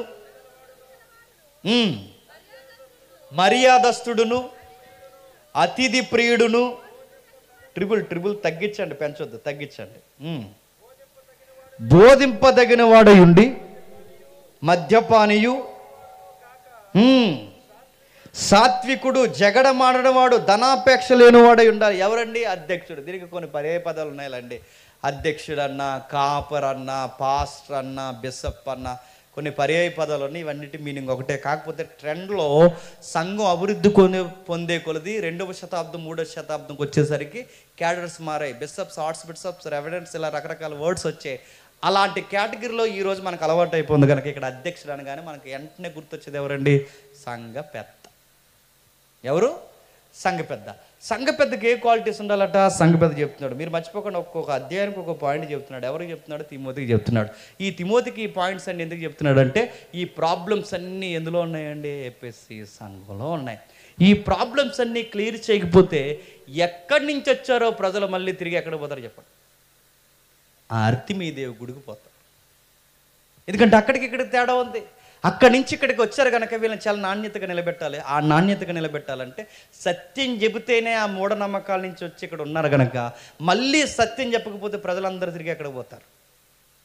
ఆ మూఢనమ్మకాల్లోకి పోతారు. అందుకు సత్యం చెప్పాలి, కథలు చెప్పకూడదు, వంశాలు చెప్పకూడదు, రాజకీయాలు రుద్దకూడదు. ఇప్పుడు 3వ చెప్తున్నాడు, ఆ నడిపించే తలకాయలు ఎవరైతే ఉన్నారో ఆ తలకాయలు కొన్ని క్వాలిటీస్ ఉండాలి. నిందలు లేనివాడై ఉండాలి, ఏకపత్ని పురుషుడై ఉండాలి, మితానుభవం గలవాడై ఉండాలి, స్వస్థబుద్ధి గలవాడై ఉండాలి, మర్యాదస్తుడు, అతిథి ప్రియుడు, బోధింపదగిన వాడై ఉండాలి, మద్యపానానికి దూరంగా ఉండాలి, సాత్వికంగా ఉండాలి, జగడాలకి దూరంగా ఉండాలి. ఇప్పుడు చెప్పండి, ఇన్ని క్వాలిటీస్ ఉన్నాయండి. ముఖ్యంగా ఎలా ఉండాలట? మితముగా ఉండాలట, అందరినీ గౌరవించాలట. సంఘ పెద్ద అంటే ఏంటి చెప్పిన? అందరు నిన్ను గౌరవించడం కాదు, చెప్పు, నువ్వే అందరినీ గౌరవించాలి. కానీ మన వాళ్ళు రివర్స్ ఉంటారు. పెద్దపీట వేయకపోయినా, పాంప్లెట్లో పేరు వేయకపోయినా, వాళ్ళకి ఇవ్వాల్సిన ప్లేస్ ఇవ్వకపోయినా వెంటనే వార్నింగ్ వస్తుంది. ఏమని చెప్పిన? నెక్స్ట్ మీటింగ్ ఎలా చేస్తారో మేము చూస్తాం అంటారు. ఎలా చేస్తావు? నువ్వు లేవు కదా, బాగానే చేస్తారులే. ఎలా చేస్తా అంటే వీళ్ళ పేరు అయిపోయినా నెక్స్ట్ గ్రీటింగ్స్ ఉంటాయి, కష్టపడిన వాళ్ళ పేర్లు చెప్పాలి. పాస్టర్ గారికి పెద్ద సవాల్ అది. పొరపాటున పేరు మర్చిపోయాడు అనుకోండి, అయ్యాడే ఇంకంతే. అక్కడ చాడు కుమ్మరపురుగు మొత్తం గొలుగు పాడేస్తాడు. ఎవడో కూడా ఉంటాడు చూసారా? గుర్తుపెట్టుకోండి, సంఘానికి ఉండాల్సిన క్వాలిటీ, ముఖ్యంగా పెద్దలకు ఉండాల్సిన క్వాలిటీ. నన్ను వాళ్ళ గౌరవించు, వీళ్ళు గౌరవించు. వాళ్ళకి గౌరవించినా గౌరవించకపోయినా నువ్వు పెద్దోడుగా అర్థం చేసుకోవాల్సిన లక్షణాలు నీకు ఉండాలిగా. నిన్ను వాళ్ళు గౌరవించడం కాదు, నువ్వే అందరినీ గౌరవించాలి. నువ్వే అందరినీ ప్రేమించాలి, నువ్వే అందరినీ ముందు పెట్టాలి, నువ్వే అందరికీ ఇవ్వాల్సిన ప్రేమను ఇవ్వాలి. నువ్వే పేరు కోసం ఏడిస్తే ఎలా? నువ్వే ఫోటో కోసం ఏడిస్తే ఎలా? నువ్వే ఫ్యాన్ కింద ప్లేస్ కోసం ఏడిస్తే ఎలా? కొంతమంది పెద్దలు ఉంటారండి, సరిగ్గా భోజనాలు పెట్టండి సార్ అని వాళ్ళకి కార్యక్రమాలను అప్పగిస్తే ఇలా భోజనాల టైంలో ఏం చేస్తారు చెప్పిన? పెరుగు బకెట్లు దాచేస్తారు. పెరుగు బకెట్లు దాచేయడం ఏంటండి? భోజనాల దగ్గర పెరుగు దాచేస్తారు, కూర దాచేస్తారు, బిర్యానీ దాచేస్తుంటారు. దాచేసి ఏం చేస్తారు? వీళ్ళ బ్యాచ్ వస్తారు, వీళ్ళ చుట్టాల పట్టాలు వాళ్ళందరికి పెట్టి వాళ్ళకి వాటాలు పక్కకి తీస్తారన్నమాట. తీసి మిగిలిన ఏమంటే కవర్లు వేసుకుని ఇంటికి కట్టుకెళ్ళి పడుతుంది. ఏం బుద్ధులండి అంటే? పెద్ద అంటే ఎలా ఉండాలండి? అవసరమైతే మనం ఆకలితుండి ఇంకా ఎవరైతే ఉన్నారో వాళ్ళకి కడుపుని నింపి మనమైనా ఆకలితుండాలి. కానీ నువ్వు పెరుగు బగిలు దాచడం ఏంటి? కూర దాచేస్తావా? పెరుగు బగిలు దాచేస్తావా? కొంతమంది బ్యాచ్ ఉంటారు, జీడిపప్పు దాచేస్తారు. ఆ కోడికి లోపల ఉంటాయి కదా మాస్ లాంగ్వేజ్ ఉందో చెప్పండి. కోడికి లోపల ఉంటాయి అవయవాలు, దానికి మాస్ లాంగ్వేజ్ ఉందో చెప్పండి. సాల్తీలు, దాని ఫ్రై దాచేస్తారండి. మరి ఇదేం బుద్ధి అంటే? అదే బుద్ధి. అది పెద్ద బుద్ధి అంటారు చెప్పండి, సూక్ష్మ బుద్ధి. స్కూల్ పిల్లోళ్ళలాగా ఆలోచిస్తున్నావు. పిల్లల కణికలు దాచేస్తారు, పిల్లలు పిల్లలు పలకలు దాచేస్తుంటారు, పిల్లలు చిన్న చిన్న వస్తువులు దాచేస్తారు. అలాంటి బుద్ధి ఉంది నీకు. నిన్ను ఎవడో పెద్ద అన్నది? పెద్ద అంటే అవసరమైతే దాచకుండా తీసి వాళ్ళకి పెట్టాలి తప్ప నువ్వే దాచేస్తే నువ్వు పెద్దవా అని చెబుతున్నాడు. నేను కదండో చెప్పండి. తిమోతి గారికి పౌలు గారు చెప్తున్నారు ఏమని? పెద్దలు ఎలా ఉండాలి. ఎఫ్సీ సంఘంలో అలా లేరు. అందుకే చెప్తున్నాడు మితానుభవం గలవాడే ఉండాలి. సంఘానికి పెద్దలు ఆటోలు పెడతారు చెప్పిన? మితంగా ఉన్నవాడిని బెటరు, కాముగా ఉన్నవాడిని బెటరు. ఒక మాట మాట్లాడతారు, మరి ఎవరిని పెడితే బాగుంటుంటారు? అందరినీ కంట్రోల్ చేసేవాడిని పెట్టండిరా. ఆడిని పెట్టండిరా, నోరు పెద్దది అన్నారట. ఎవరిని? ఆ నోరు పెద్దది ఉన్నవాడిని పెట్టాలా, నోరు అదుపులో ఉన్నవాడిని పెట్టాలి చెప్పండి. ఒక్కటి పాటించబడి మనం. పైగా ఒక మాట చెప్పాడు, మద్యానికి దూరంగా ఉండాలట. ఆ మాట ఎందుకు చెప్తున్నాడు? మద్యానికి దూరంగా ఉండాలి ఇలా అంటున్నాడంటే ఉండరా చెప్పండి? నన్ను ఏమనుకోకండి, అక్కడ ఉన్నది చెప్తున్నాను. ఉండరా అంటే కొందరు ఉండరు. ఒక మీటింగ్కి వెళ్ళాం, ఒకరోజు మెసేజ్ చెప్పాను.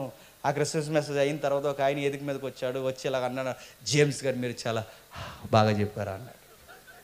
అంతేక చచ్చాను ఆ రోజు. నేను నా మొక్క మీదకి వచ్చి ఆ తాగుబోతు మొహం వచ్చి జేమ్స్ గారు మీరు చాలా బాగా చెప్పారని. కానీ అయ్యింది ఎవడండి ఇలా తాగేసి ఎదుగు మీదకి వచ్చాడంటే, అయ్యో ఆయన సంఘ పెద్ద అండి. సంఘ పెద్దలు కొంతమంది తాగేస్తారంటే కొంతమంది చెప్పండి తాగేస్తారు. మంచోళ్ళు ఉన్నారండో, పెద్దలు మంచోళ్ళు కాదని అంటలేదు. దేవుని కొరకు కుటుంబాన్ని చూసుకున్నట్టు సంఘాన్ని చూసుకునే పెద్దలు ఉన్నారు. కానీ కొందరు తొంటరి పెద్దలు ఉన్నారు. వాళ్ళు తాగుతారు, గొడవలు ఎడతారు, పాస్టర్ని కొట్టడానికి రెడీ అవుతారు.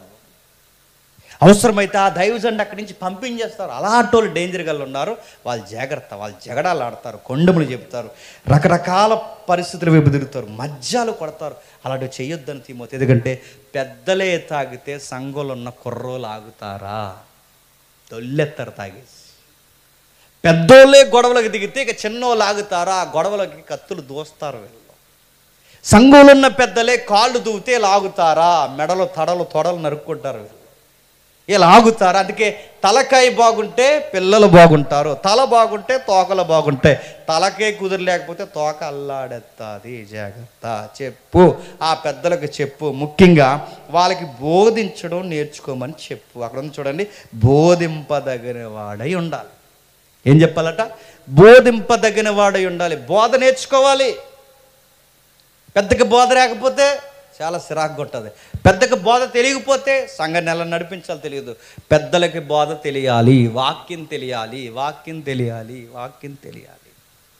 పాస్టర్ గారికి ఎంత వాక్యం తెలుసో పెద్దలకు కూడా చెప్పండి అంతే వాక్యం తెలియాలి. లేకపోతే ఒక క్రమం ఉండదు, ఒక చక్కటి సమాధానకరమైన వాతావరణం జరగదు. ఈరోజు అడుగుతున్నాను, పెద్దలకి వాక్యాలు తెలుస్తున్నాయా?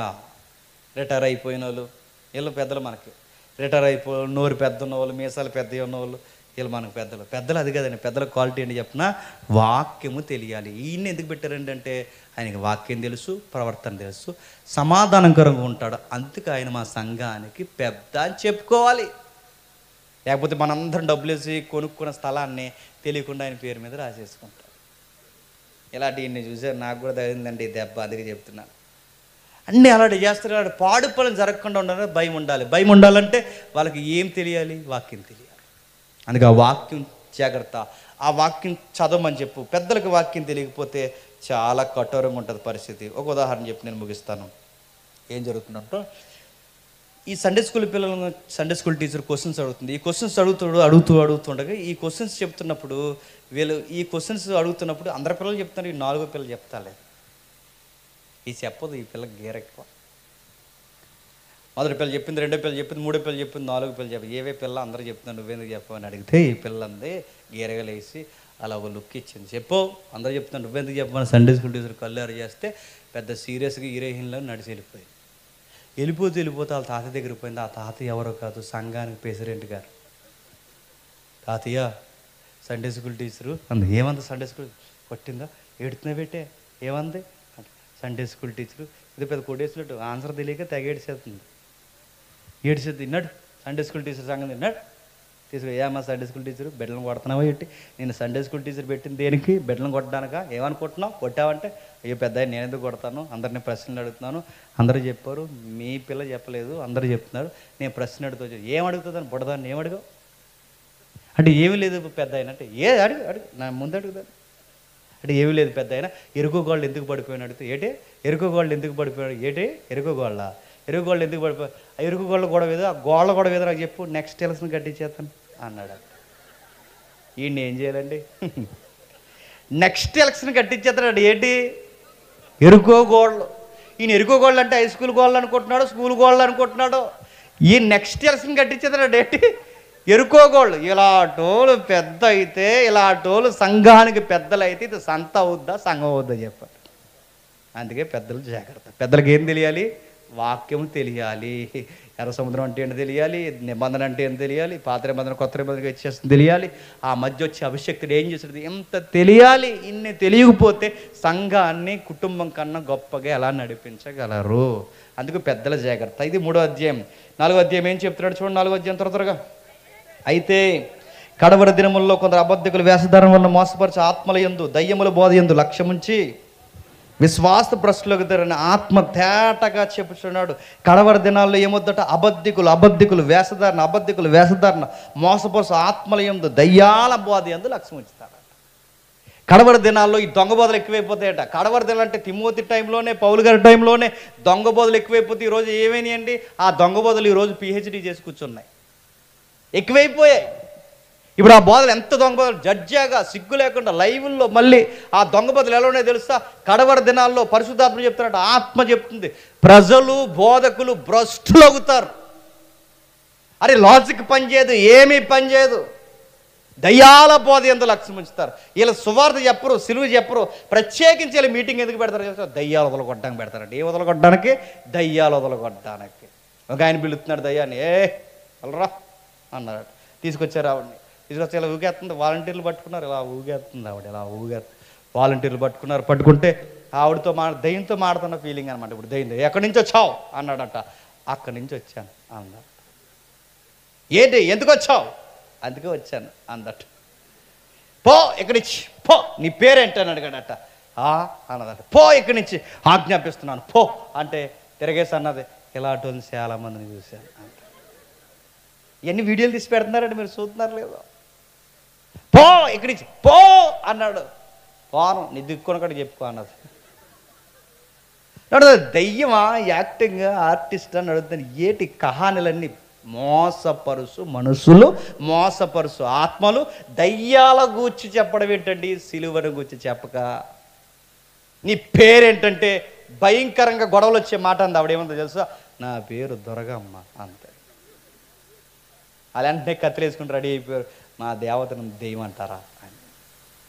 చూసారా? ఇలాంటివన్నీ. మరో బోధ వచ్చింది. సునీల్ లే అన్నారట. సునీల్ నిన్నే లే, ఎర్ర సొక్క వేసుకుని వచ్చా కదా ఇవాళ, లే అన్నాడు.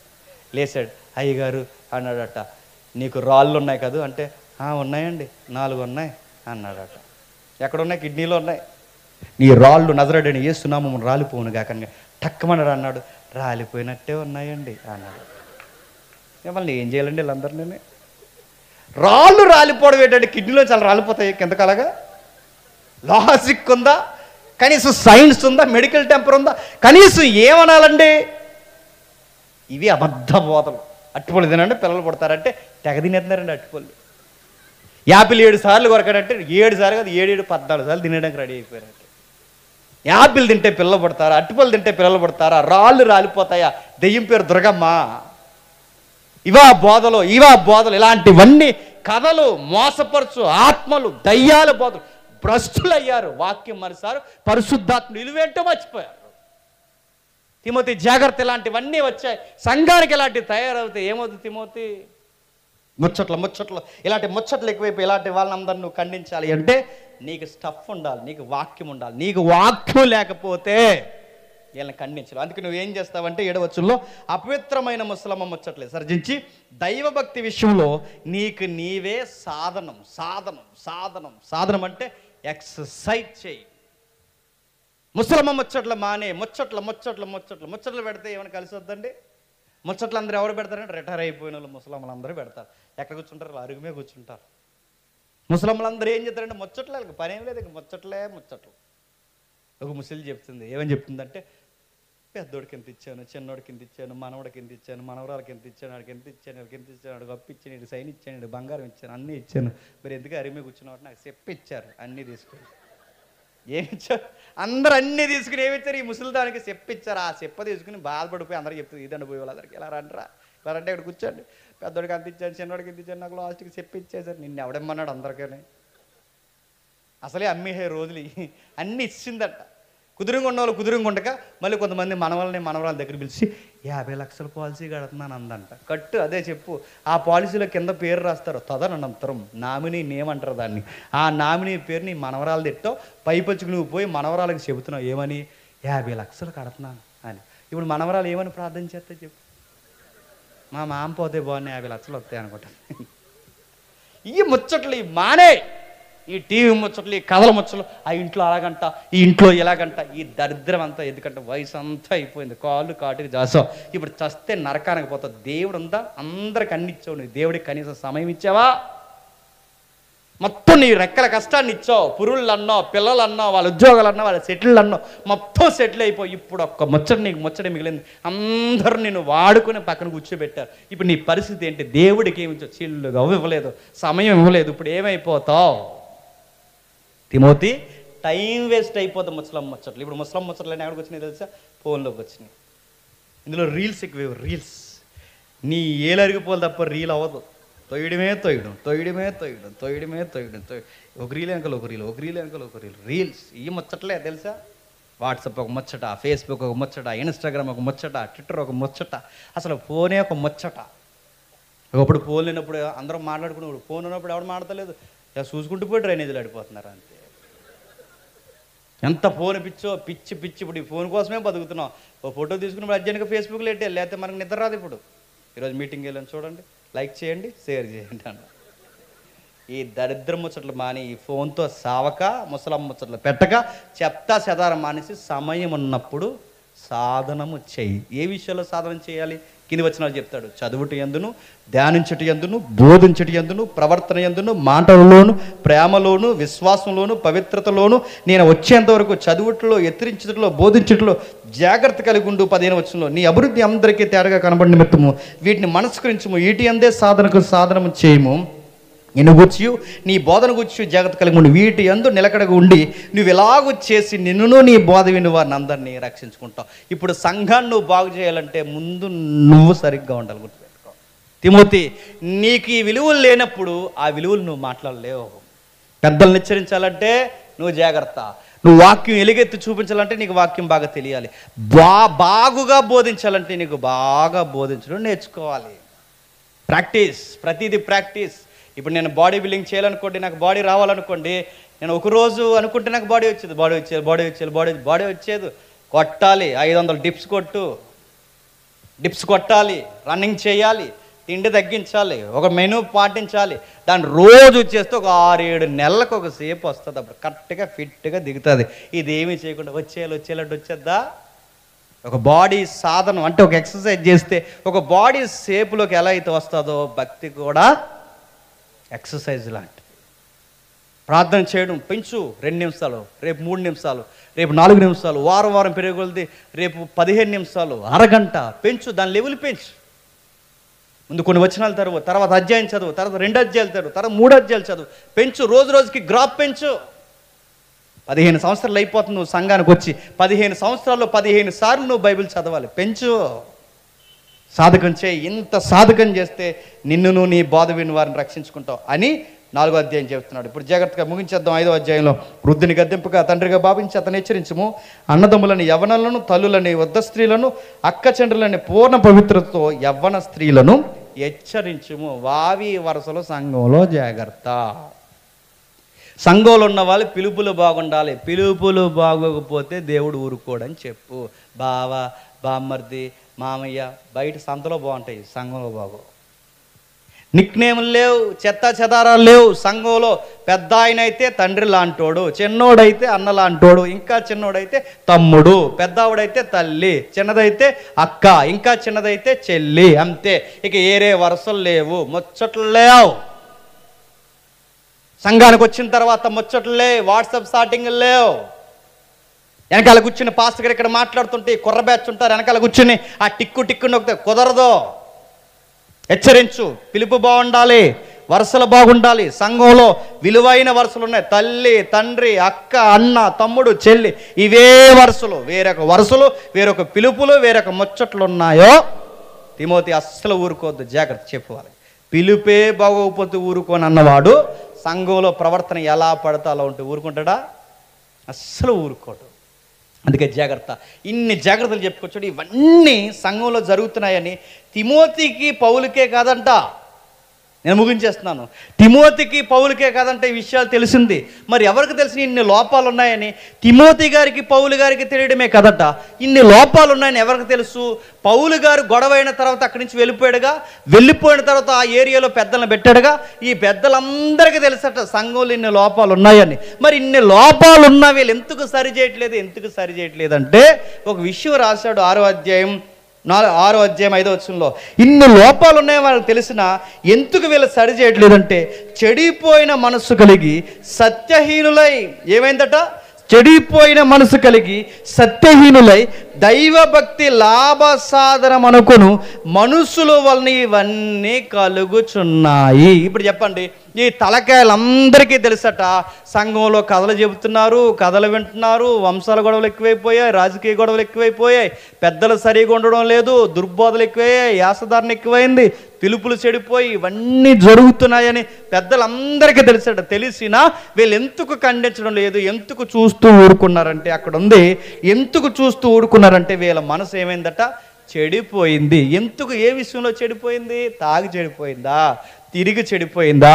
ఏ విషయంలో ఈ పెద్దలందరూ చెడిపోయారంటే భక్తిలో వీళ్ళు అనుకున్నారట, భక్తి లాభం అనుకున్నారట. ఏమనుకున్నారు?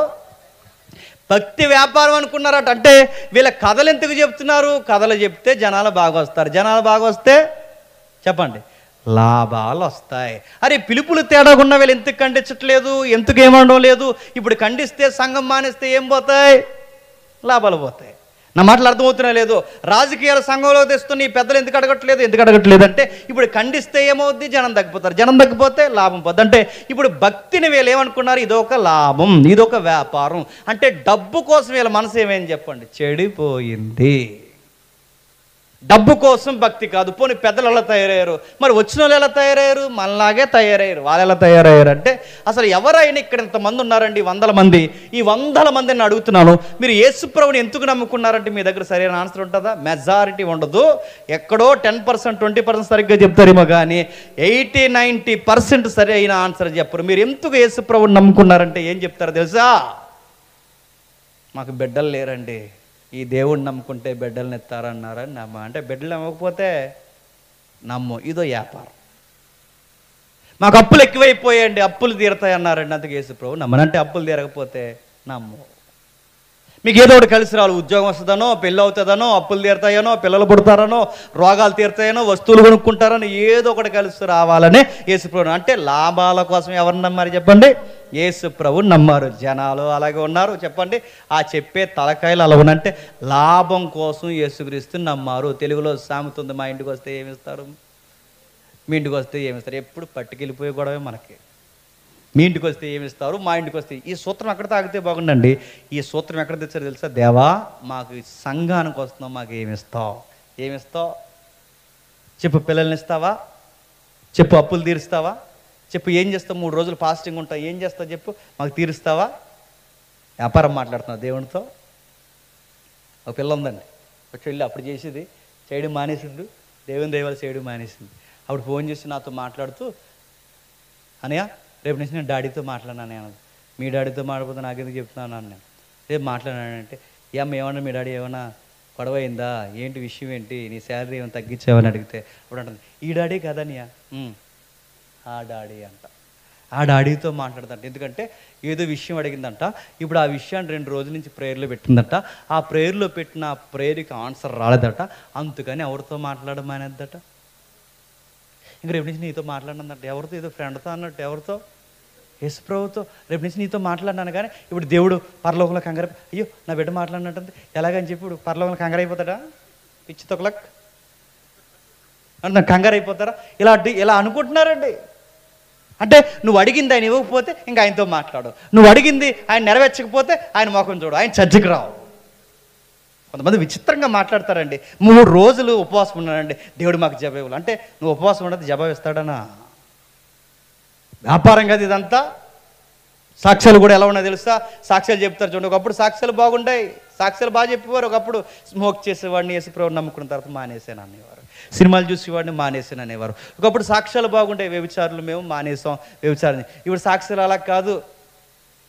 సాక్ష్యాలు ఎలాగో తెలుసా? ఒకప్పుడు పాకలు ఉండేవాళ్ళు, ఇప్పుడు మేళ్ళలోకి వచ్చాం.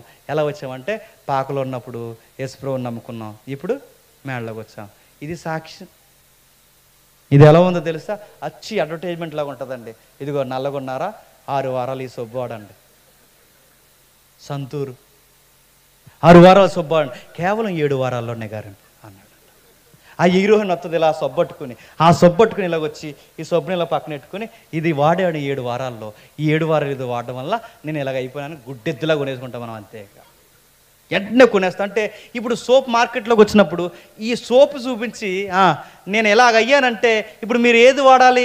సోప్ వాడాలి. ఇప్పుడు సాక్ష్యాలు అలా లేవండి. ఇప్పుడు మైక్ ఇస్తున్నారు, నేను ఎలాగ అయ్యానంటే కారణం ఏంటంటే మీరు కూడా యేసుప్రభువుని వాడిన సబ్బు. సేమ్ అడ్వర్టైజ్మెంట్లో లేదండి. మార్కెటింగ్ అంటారు దీన్ని. మార్కెటింగ్ అంటే ఈ మధ్యకాలంలో కొంతమంది తయారయ్యారు. వాళ్ళు ఏమన్నా తెలుసా? నీకు ఆ ఇల్లు నచ్చిందా? నీకు ఇల్లు లేక బాధపడుతున్నావా? ఇల్లు లేక బాధపడుతున్నా అండి. నీకు ఆ ఇల్లు నచ్చిందా? ఈ ఏరియాలో నీకు ఏ ఇల్లు నచ్చిందో చెప్పు, నీ తండ్రికి చెప్పు, నీ నజరేడైన యేసుకు చెప్పు. చెప్పి ఏం చేస్తావు? ఆ వెళుతున్నప్పుడు ఎవరు చూడలేని టైంలో ఆ గేటు మీద చెయ్యేసి 3 సార్లు ప్రార్థించే ఆ ఇల్లు నీదవును గాక అన్నాడట. మరి ఇంట్లోనో ఏమైపోలండి? ఇవేం ప్రార్థనలండి, ఇవేం అలవాట్లండి. ఆ గేటు మీద చెయ్యేసి ప్రార్థన చేస్తానట, ఆ ఇల్లు వెళ్దా అయిపోద్దట.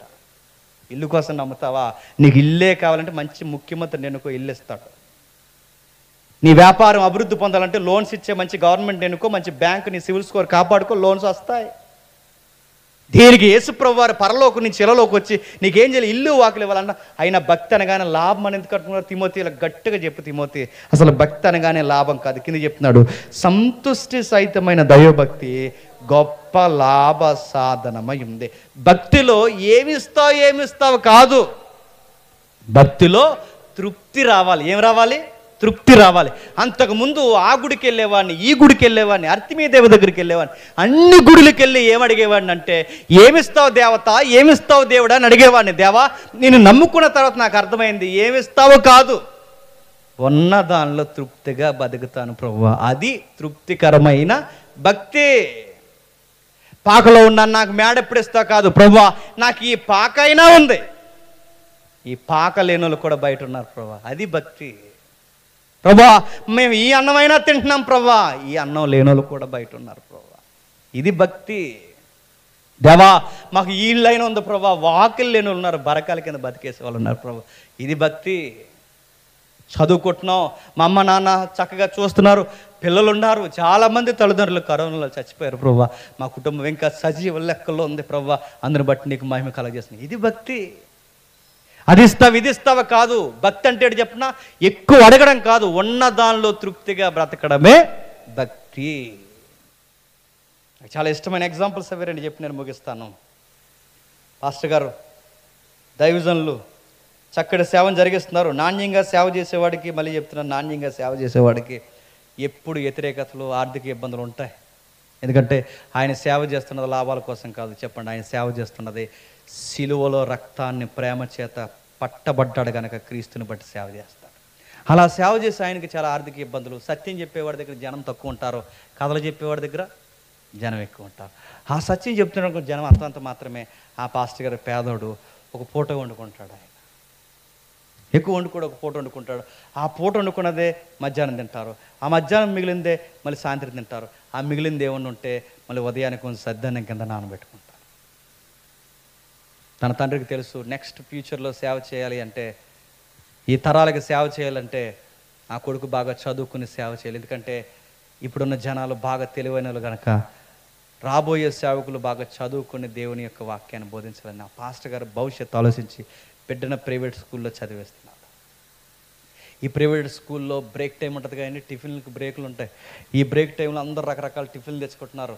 ఒకడు పూరి తెచ్చాడు, ఒకడు ఇడ్లీ తెచ్చాడు, ఒకడు సాంబార్ ఇడ్లీ తెచ్చాడు, ఒకడు పెసరెట్ తెచ్చాడు, అది తెచ్చాడు, ఇది తెచ్చాడు, రకరకాల టిఫిన్లు తెచ్చారు. పాస్టర్ గారు అబ్బాయి సద్దానం తెచ్చుకున్నాడు. బాక్స్ ఓపెన్ చేశారు. అరే నీదేంట్రా అని అడిగారు. అందరూ రకరకాల పేర్లు చెప్తున్నారు. పాస్టర్ గారు అబ్బాయిది మాత్రం సద్దానం తెచ్చాడు. రోజు సద్దానమే తెస్తున్నాడు. కొంచెం పెరిగేసుకుని తెచ్చుకుంటాడు, సద్దానం తింటాడు. రోజు ఇది తెస్తావేంట్రా అని అడిగారు. పాస్టర్ గారు అబ్బాయి ఇంటికి వచ్చి పాస్టర్ గారిని అడిగారు, వినండి నేను ముగిస్తాను. పాస్టర్ గారు అబ్బాయి ఇంటికి వచ్చి అడిగారు, రే రోజు సద్దానం అంటున్నారు డాడీ, దీని పేరేంటి, అసలు ఇదేంటి అని రోజు అడిగితే నాకు చెప్పడానికి కొంచెం ఇబ్బందిగా ఉంది డాడీ అంటే. అప్పుడు డాడీ అడిగాడు పాస్టర్ గారు, నాన్న దేవుడు మనకి ఇచ్చింది అది, నీకు విషయం చెప్తున్నాను, నీకు సద్దానం ప్రాబ్లమా పేరు ప్రాబ్లమా అని అడిగాడు. నాకు ఐటమ్ ప్రాబ్లం కాదు డాడీ, దాని పేరు అన్నాడు. పేరే కదా, చెప్తాను రాసుకో, అదే చెప్పాలి. ఏం చెప్పమంటాడు డాడీ అంటే, సద్దానం అంటే బాగోలేదు కనుక వాళ్ళకి ఇలా చెప్పు, ఇంగ్లీష్లో చెప్పాలి. ఏం చెప్తామంటే కోల్డ్ రైస్ అని చెప్పు. ఏ రైస్? కోల్డ్ రైస్ అంటే సద్దానమే, కోల్డ్ రైస్ అని చెప్పాడు. అతను వెళ్ళారు, అది ఇది టిఫిన్ ఇవన్నీ తెచ్చారు. మళ్ళీ చెప్పుకుంటున్నారు, కూరగాయలు అందరూ కుదురుంటారు కదండి, ఇడి బాక్స్లో ఏముందో చూడండి, పక్కడ బాక్స్లో ఏముందో చూస్తారు. వీళ్ళందరూ చూసి అడిగారు, మరి ఏం తెచ్చేవారంటే ఈడు అన్నాడు డిఫరెంట్గా, ఈరోజు మాది కోల్డ్ రైస్ అన్నాడు. అదేం రైస్ రా? మరి ఫ్రైడ్ రైస్ తెలుసు, టమాటా రైస్ తెలుసు, అన్ రైస్ తెలుసు, కోల్డ్ రైస్ ఏంటంటే ఆడు అన్నాడు, అది మా డాడీ మాత్రం వండుతాడు. మరి మాకు పెట్టరా అంటే ఆడు స్పూన్ తీసి ఆ మజ్జిగతున్న ఆ సద్దానం తీసాడు, ఆ నాలుగు మీద పెడితే ఈ అప్డేట్ కూరగాయలకి సద్దానం తినది వెళ్దు కదండి, ఈ సద్దానం తిని వెంటనే అలా కరిగిపోయింది. వెంటనే కూల్గా ఉందరే, భలే కూల్గా ఉందంటే అదే కోల్డ్ రైస్, మా డాడీ మాత్రమే చేస్తాడు. ఈ కూరగాయలు అందరూ ఇంటికి పోయారు. వాళ్ళ మమ్మీలను అడుగుతున్నారు, ఈ సంతూరు మమ్మీలు అందరూ ఉంటారు కదండి, అప్డేట్ మమ్మీలు, వీళ్ళందరిని అడిగారు, మమ్మీ మా ఓడి ఎవడో తెస్తున్నాడు కోల్డ్ రైస్, మాకు కోల్డ్ రైస్ కావాలి, ఈ పెసరట్ వద్దు, ఈ ఉప్మా వద్దు, ఈ బజ్జీలు వద్దు, ఈ సాంబార్ ఇడ్లీలు వద్దు, మాకు ఏమి వద్దు, నాకు కోల్డ్ రైస్ కావాలంటే మమ్మీకి అర్థమవుతుంది. కోల్డ్ రైస్ ఏంట్రా, యూట్యూబ్లో కొట్టింది కనబట్టలేదు కోల్డ్ రైస్ అని. కోల్డ్ రైస్ లేదు, గూగుల్లో అడిగింది, గూగుల్లో రాలేదు కోల్డ్ రైస్. కోల్డ్ రైస్ అంటే రావట్లేదు. ఇప్పుడు అడిగారు కోల్డ్ రైస్ ఏంట్రా అని అడిగితే రావట్లేదు. నాకు తెలియదు, నాకు కోల్డ్ రైస్ ఉంటే నేను స్కూల్కి వెళ్తానని ఈ కూరగాయలు అందరూ ఒకేసారి మారం చేస్తే ఈ మమ్మీలు అందరూ స్కూల్కి వచ్చారు. అరే నువ్వు ఏదో కోల్డ్ రైస్ అంటే ఏదో తెస్తున్నావు అంటే, అవునా అంటే అది మా డాడీ మాత్రమే చేస్తాడు అన్నాడు. చూపించరా నాయన అంటే చూపించారు. సద్దన్నమా అన్నారు. అప్పుడు ఈ కూరగాయలు అన్నారు, మమ్మీ అదే కావాలి, ఆ కోల్డ్ రైస్ కావాలి, అదే కావాలంటే అప్పుడు ఆ బిడ్డ అందరికి చూపించాడు. నేను అడుగుతున్నానండి, పాస్టర్ గారు బాధపడాలంటే ఇలా బాధపడవచ్చండి. ఏమని బాధపడవచ్చో తెలుసా? దేవుడా నీ సేవ చేస్తున్నాను, దేవా నీ ఉన్నతంగా నీ పరిచయం చేసిన కనీసం నా బిడ్డకి సరైన టిఫిన్ పెట్టలేకపోతున్నాను ప్రభు అని ఏడ్చాడా? నా బిడ్డకి 3 పూట్ల సరైన అన్నం పెట్టలేకపోతున్నాను ప్రభు అని ఏడ్చాడా? నా బిడ్డకి నేను సరి అయిన స్థితిగతులను ఇవ్వలేకపోతున్నాను ప్రభు, నా బిడ్డ అడిగిన దాన్ని కూడా నేను ఇవ్వలేకపోతున్నాను ప్రభు నేర్చాడు. ఏమీ అనలేదండి. ఆ తండ్రి ఏమంట తెలుసా? కష్ట సమయాల్లో కూడా దేవుడు మనకి ఇదే ఇచ్చాడు అని తన బిడ్డకు చెప్పుకొని ఆనందంగా సద్దనం తిని తృప్తిగా బతికేస్తున్నారు. చూసారా? అది భక్తి అంటే గుర్తుపెట్టుకోండి. మాకు అది ఇస్తావా ఇది ఇస్తావా కాదు, మాకు ఇదైనా ఇచ్చావు, బయట అది కూడా లేదు ప్రభు. పాసన్నం పరమన్నంలో తినేవాళ్ళు ఉన్నారు ప్రభు, మాకు అన్నమైనా ఉంది. ఎంత లగ్జరీగా బతుకుతున్నవాడు మనం. ఉదయం తిన్నది మధ్యాహ్నం తినం, మధ్యాహ్నం తిన్నది సాయంత్రం తినం, రాత్రి కూడా ఉదయం తినం, ఇంత జడ్జాగా బతుకుతున్నా. ఇప్పటికీ సంఘాలకు వచ్చి ఇంకా మాకేమిస్తా ప్రభు? ఇచ్చాడు. నీ కళ్ళుకి చూడడం రావట్లేదు, నీకు ఇచ్చాడు. నీకు ఇల్లు ఇచ్చాడు, వాకిలు ఇచ్చాడు, బయటికి పో. చాలామంది పేదలు ఉన్నారు చూడు, ఏజెన్సీ ప్రాంతాలకు వెళ్ళి చూడు, ఈ రోజుకి వాళ్ళకి కరెంట్ అంటే తెలియదు వాళ్ళకి. కరెంట్ లేని ఇల్లులు దీపాల కింద బతికేస్తున్నారు. తల్లి నలుగురు పచ్చడి బతికలు తిని ఆనందంగా బతుకుతున్నారు. రే నీకు వెలుగు లేదు, కరెంట్ లేదు, అయినా మీరు ఆనందంగా ఎలా బతుకుతారంటే వాళ్ళ దగ్గర ఆన్సర్ ఉంది. మా దగ్గర ఏమీ లేకపోయినా యేసుప్రభువుని నమ్ముకున్న తర్వాత తృప్తిగా బతికేసే బతుకుంది. ఇదే మా భక్తి. ఇది భక్తి అంటే. అది ఇస్తావు ఇది ఇస్తావు కాదు. యేసుప్రభు ఇదిగో మనకి చాలా ఇచ్చాడు. ఆ కింద అంటున్నాడు, మనం ఈ లోకంలోనికి ఏమీ తేలేదు, దీని నుండి ఏమీ తీసుకొని పోలేదు. అన్న వస్త్రము గలవారమై వాటితో ఉండి వాటితో తృప్తి పొందుదుము. ఏముండాలట? కట్టుకోవడానికి బట్ట, తినడానికి అన్నం ఉంటే చాలు ప్రభు, ఇంకేమొద్దన్నాడు. పౌలు కన్నా ఎక్కువ ఇవ్వలేదండి మనకి. సొంత ఇల్లులు ఉన్నాయి, సొంత గదులు ఉన్నాయి, సొంత బైకులు ఉన్నాయి, ఎన్నున్నాయి మనకి. ఇన్నున్నా వచ్చి అడుగుతా ఉంది ఇంకా ఏమిస్తావు, ఏమివ్వాలి. చాలా ఇచ్చాడు నీకు చూడరా. తిమోతి చెప్పు ఈ సంఘానికి, ఎఫెసీ సంఘానికి చెప్పి, వీళ్ళకి అర్థం కావట్లేదు. కథలు అంటున్నారు, వంశాలు అంటున్నారు, పిలుపులు బాలేదు, రాజకీయాలు అంటున్నారు. అసలు బతకడం వచ్చిందా? భక్తి అనగానే లాభాలు అనుకుంటున్నారేంటి తిమోతి? భక్తి అనగానే ఉన్న దాంట్లో తృప్తిగా బ్రతకడమే భక్తి. అర్తిమీదేవి గుడికి పోయి పిల్లల్ని ఇస్తావా, అప్పులు తీరుస్తావని అడుగుతారు. సంఘానికి వచ్చి అర్తిమీదేవి గుడి దగ్గర అడిగినట్టు అడగకూడదు. ప్రభువా నీ చిత్తం ఏదైతే అదే మాకు ఇవ్వు, ఉన్న దానిలో చెప్పండి తృప్తిగా బతికేస్తాం ప్రభువా. ఇది భక్తి. ఇప్పుడు చెప్పండి, యేసుప్రభుని ఎందుకు నమ్ముకున్నారంటే ఏ కారణాలు చెప్పకండి, ఒక కారణం చెప్పండి. ఎందుకు యేసుప్రభుని నమ్ముకున్నారంటే మనం గుర్తుకు పెట్టుకోండి. మాకు ఇల్లు ఇచ్చాడు, వాకిలు ఇచ్చాడు, ఉద్యోగం ఇచ్చాడు, పిల్లల్ని ఇచ్చాడు, ఇది కాదండి. అన్నిటికన్నా ముఖ్యంగా మన పాపాల కొరకు ప్రాణం ఇచ్చాడు. అది చాలు మనకి. రక్తం గార్చాడు, అది చాలు మనకి. తన జీవితాన్ని మనకి పణముగా పెట్టాడు. నేడో రేపు ఆయన వస్తే ఆ మేఘాల మీద నిత్యత్వం ఇవ్వడానికి మనల్ని తీసుకొని పోబోతున్నాడు. తిమోతి ఇది చెప్పు, తిమోతి ఇది చెప్పట్లేదు. యేసుప్రభు నమ్ముకోండి ఇవి వస్తాయి, యేసుప్రభు నమ్ముకోండి అవి వస్తాయని చెప్తున్నారు. యేసుప్రభు నమ్ముకోండి ఇవి వస్తాయి కాదు, యేసుప్రభుని నమ్ముకోండి నిత్యత్వం వస్తుంది, పాపాలు కడగపడతాయి. పౌలు గారు అంటారు తన ఎక్స్పీరియన్స్తో, నాకు ఉండడంలో తెలుసు, లేములో తెలుసు, డబ్బులో ఉండడం ఎలా తెలుసు, డబ్బు లేనప్పుడు ఆకలి తెలుసు, ఆకలిలో ఉండడం తెలుసు, తృప్తిగా ఉండడం తెలుసు, అన్నీ తెలుసు. ఇవన్నీ సేవలోకి వచ్చిన తర్వాత నేను నేర్చుకున్నాను అంటాడు పౌలు గారు. తిమోతికి చెబుతున్నాడు, నాయన సంఘానికి ఇవే నేర్పించు, ఇంకేమి నేర్పించుకో. అవి వస్తాయి ఇవి వస్తాయి, యేసుప్రభు నమ్ముకోండి అవి చెప్పొద్దు. యేసుప్రభు నమ్ముకోండి మీ పాపాలు పోతాయి, యేసుప్రభు నమ్ముకోండి ఆయన వచ్చిన తర్వాత మీకు నిశ్చయితం ఇస్తాడు. ఇది మాత్రమే చెప్పు. గంటన్నర చెప్పాను, ఇప్పుడు ముగించేస్తున్నాను నేను. ఈ గంటన్నర అయిన తర్వాత నాకు సర్టిఫికేట్ ఇస్తారు. ఏం చెప్పాడు ఆ కుర్రోడు రాత్రి వచ్చి అంటే, ఏం అడగొద్దని చెప్పాడండి. నేనేం అడగొద్దంటలేదండి, గుర్తుపెట్టుకోండి. నేనేం అడగొద్దంటలేదు. మీకు అర్థమైతే అడగరు. ఒకవేళ అడిగినా గుర్తుపెట్టుకోండి, మీ తండ్రి అయిన దేవుడు, మన తండ్రి అయిన దేవుడు రొట్టెని అడిగితే రాతినిచ్చే రకం కదా, అంతకు మించే ఇస్తాడు. కానీ ఇచ్చే ముందు 70 సార్లు ఆలోచించేస్తాడు. ఎందుకంటే కొన్ని మనకి ఇచ్చిన తర్వాత మనకు మెయింటైన్ చేయడం రాదు, అందుకే ఇవ్వడం. మనకు 1000 రూపాయలు ఇస్తేనే మన కళ్ళు నెత్తి మీదకి పోతాయి. అలాంటిది మనకు 1,00,000 రూపాయలు ఇస్తే మొత్తానికి చర్చలో కనబడకుండా తిరుగుతాం. అలాంటిది 1,00,000 ఇస్తే ఇంక ఎదుటోడు అంటే లెక్క లేకుండా కళ్ళు నెత్తిమీ పెట్టుకుని తిరుగుతాను. అందుకే కొన్ని ఇవ్వడం దేవుడు మనకి. నువ్వు ఎన్నిసార్లు ప్రార్థన చేయి, ఎన్నైనా చేయి, అది నేను పాడు చేసేదైతే ఆయన ఇవ్వడు, నీకు బాగుపరిచేదైతే ఇస్తాడు. ఎందుకంటే కొన్ని నీకు అలా ఉండడమే మంచిది. పేదరికం ఉండడం మంచిది, అంతంత మాత్రం ఉండడం మంచిది, లేముండడం మంచిది. ఎందుకంటే మనకు కొన్ని అందనట్టుంటేనే మనం ఎలా ఉంటాం చెప్పండి, భక్తిగా ఉంటాం. అప్పుడప్పుడు కొంతమంది ఎంతైనా ప్రార్థన చేస్తారు, దేవా ఒక్క వజ్రం దొరికేలా, ఒక్క వజ్రం దొరికితే నువ్వు ఎంత వజ్రమో తెలుసు, అందుకే కూడా ఆయన గుర్తుపెట్టుకో. నువ్వు దేవుడిని ఏమన్నా అడుగు, ఏమన్నా ఇస్తాడు. నువ్వు సీఎం చేయమని చేస్తాడు, కానీ నేను సీఎం చేస్తూ నువ్వు నిలబడవు, ఆయనకు తెలుసు.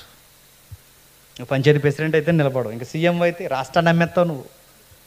అందుకే ఎవరిని ఎక్కడ వరకు ఉంచాలో తెలుసు. అందుకే నేను దేవుళ్ళు ఎదగాలంటే గుర్తుపెట్టుకోండి, ఆశీర్వాదకరంగా ఉండాలంటే, దేవా నువ్వు చిన్న విషయంలో నన్ను నమ్మకంగా చూస్తే పెద్ద విషయంలో కూడా నన్ను దీవిస్తాం. అందుకే దేవుడు ఒకేసారి ఇవ్వడు, అంచెలంచెలుగా సేవ అయినా, జీవితంలో ఇచ్చే విలువలైనా, ఏదైనా అంచెలంచెలుగా నువ్వు ఎంత నమ్మకంగా ఉంటే అంత ఇస్తాడు. ఇచ్చిన ప్రతి దాంట్లో నువ్వు తృప్తిని ఎతకాలి తప్ప ఇంకా ఏమిస్తావు అంటే ఉన్నవి కూడా చెప్పండి తీసేస్తాడు. తిమోతి ఇది చెప్పు సంఘానికి. యేసుప్రభుని ఎందుకు నమ్ముకున్నారంటే, అర్తిమీదేవి గుడికి వెళ్తారు, ఏమిస్తావు దేవత అని అడుగుతారు. ఇప్పుడు యేసుప్రభు దగ్గరకు వచ్చి సేమ్ అదే అడుగుతున్నారు, ఏమిస్తావు ప్రభు అని. ఇలా అడగకూడదు. అర్తిమీదేవి గుడి దగ్గర ఏమిస్తావు అని అడుగుతారు. ఇక్కడికి వచ్చిన తర్వాత ఏమిస్తావు కాదు, నీవు మా కొరకు ప్రాణం ఇచ్చావు, నీ జీవితాన్ని ఇచ్చావు, నీ శరీరాన్ని బలిగా మా కొరకు సిద్ధం వేస్తావు. రక్తాన కాచా చాలు ప్రభు చాలు, మాకు ఉన్నవి చాలు, ఇంతకు మించి మేము ఏం అడగం, ఉన్న దానిలో తృప్తిగా మేము బతికేస్తాం. ఒకవేళ నీ చిత్తమైతే నువ్వే ఇస్తావు, నీకే మహిమ కలుగు కాకుండా బతకండి. దేవుడు తగిన సమయమందు సమస్తము సమకూర్చి మనకు అనుగ్రహిస్తారు. ఇరుకులు తీసే ప్రభు, ఇరుకులు తీసే అనకండి, ఇరుకులు తీయడు, ఇరుకులు అలాగే ఉంచుతాడు, ఇరుకులలోనే విశాలత అనుగ్రహిస్తాడు మన దేవుడు. అంతే, శ్రమలు తీసే ప్రభు శ్రమలు తీయడు, శ్రమలన్నీ మొట్టుకెళ్ళి ఉన్నప్పుడే నీ ప్రార్థన బాగుంటుంది. శ్రమలు అలాగే వండిస్తాడు, శ్రమలను జయించే శక్తినిస్తాడు. కాబట్టి దేవుడిని ఇలా నమ్మండి, భక్తిగా నమ్మండి. పెద్దల జాగ్రత్త, పిల్లల జాగ్రత్త, అధ్యక్షుల జాగ్రత్త, రాజకీయాలతో జాగ్రత్త, పిలుపు జాగ్రత్త, ప్రతిదీ జాగ్రత్త. ఇవన్నీ ఎప్పుడు జాగ్రత్త వస్తాయంటే తగ్గించుకుని తృప్తిగా బతికినప్పుడు సంఘాలు బాగుంటాయి, కుటుంబాలు బాగుంటాయి, సభకు వచ్చిన విశ్వాసుల జీవితాలు కూడా బాగుంటాయి. దేవుడు మిమ్మల్ని అందరినీ ఆ విధముగా సత్యమందు బలపరిచి స్థిరపరచును గాక. ఆమేన్, ఆమేన్, ఆమేన్. దేవుడు మిమ్మల్ని దీవించును గాక. ప్రార్థన చేసుకుందాం. ప్రేమగల తండ్రి, కృపగల దేవ, మీ విలువైన సంగతులు తండ్రి మాకు అందించారు. అందరికీ సంగతులు అర్థమయ్యే నాకు తెలియదు తండ్రి. ఈ సుదీర్ఘమైన వర్తమానంలో దీవించండి, కాపాడండి. అవసరాల కొరకు నమ్మక తండ్రి, వారి జీవితాల్లో ఎంత వెల చెల్లింపబడిందో తండ్రి ఆ గ్రహింపు వారికి దయచేయండి తండ్రి. ఈ లోక సంబంధమైన విషయాల కొరకు వాళ్ళు మదన పడక, రాబోతున్న నిత్యత్వం కొరకు తండ్రి వారిని సిద్ధపరచండి తండ్రి. అనుకూలమైన వాతావరణం తండ్రి మీరు బంధించి మాకు అనుగ్రహించినందుకు మీ స్తుతులు దేవా. వీరి కష్టం వ్యర్థం కాలేదు, వీళ్ళ ప్రయాస వ్యర్థం కాలేదు, వీళ్ళ ఆర్థికపరమైన తండ్రి సహాయాలు వ్యర్థం కాలేదు. అర్థవంతమైన వాక్యం వినిపించారు. నడిపిస్తున్న తమ్ముడిని, దైవజనుల్ని తండ్రి, ఇక్కడ ఉన్న తండ్రి సహకారులైన తమ్ముళ్ళని అందరినీ తండ్రి రక్షణలో కట్టండి. ముఖ్యంగా వారికి బాప్టిజాల్లో, రక్షణ జీవితంలో, రాజ్యంలో వారిని స్థిరపరచండి. గాయకుల్ని, సంగీతకారుల్ని తండ్రి అందరినీ ఆశీర్వదించండి. పెద్దల్ని, పరిసర ప్రాంతాల్లో సేవ జరిగిస్తున్న ప్రతి సేవకుడిని మీరు ఆశీర్వదిస్తారని కోరుతున్నాం. మేము తిరిగి వెళ్తున్నాం, క్షేమంగా నడిపించండి. ఎవరెవరికి ఏ కష్టాలు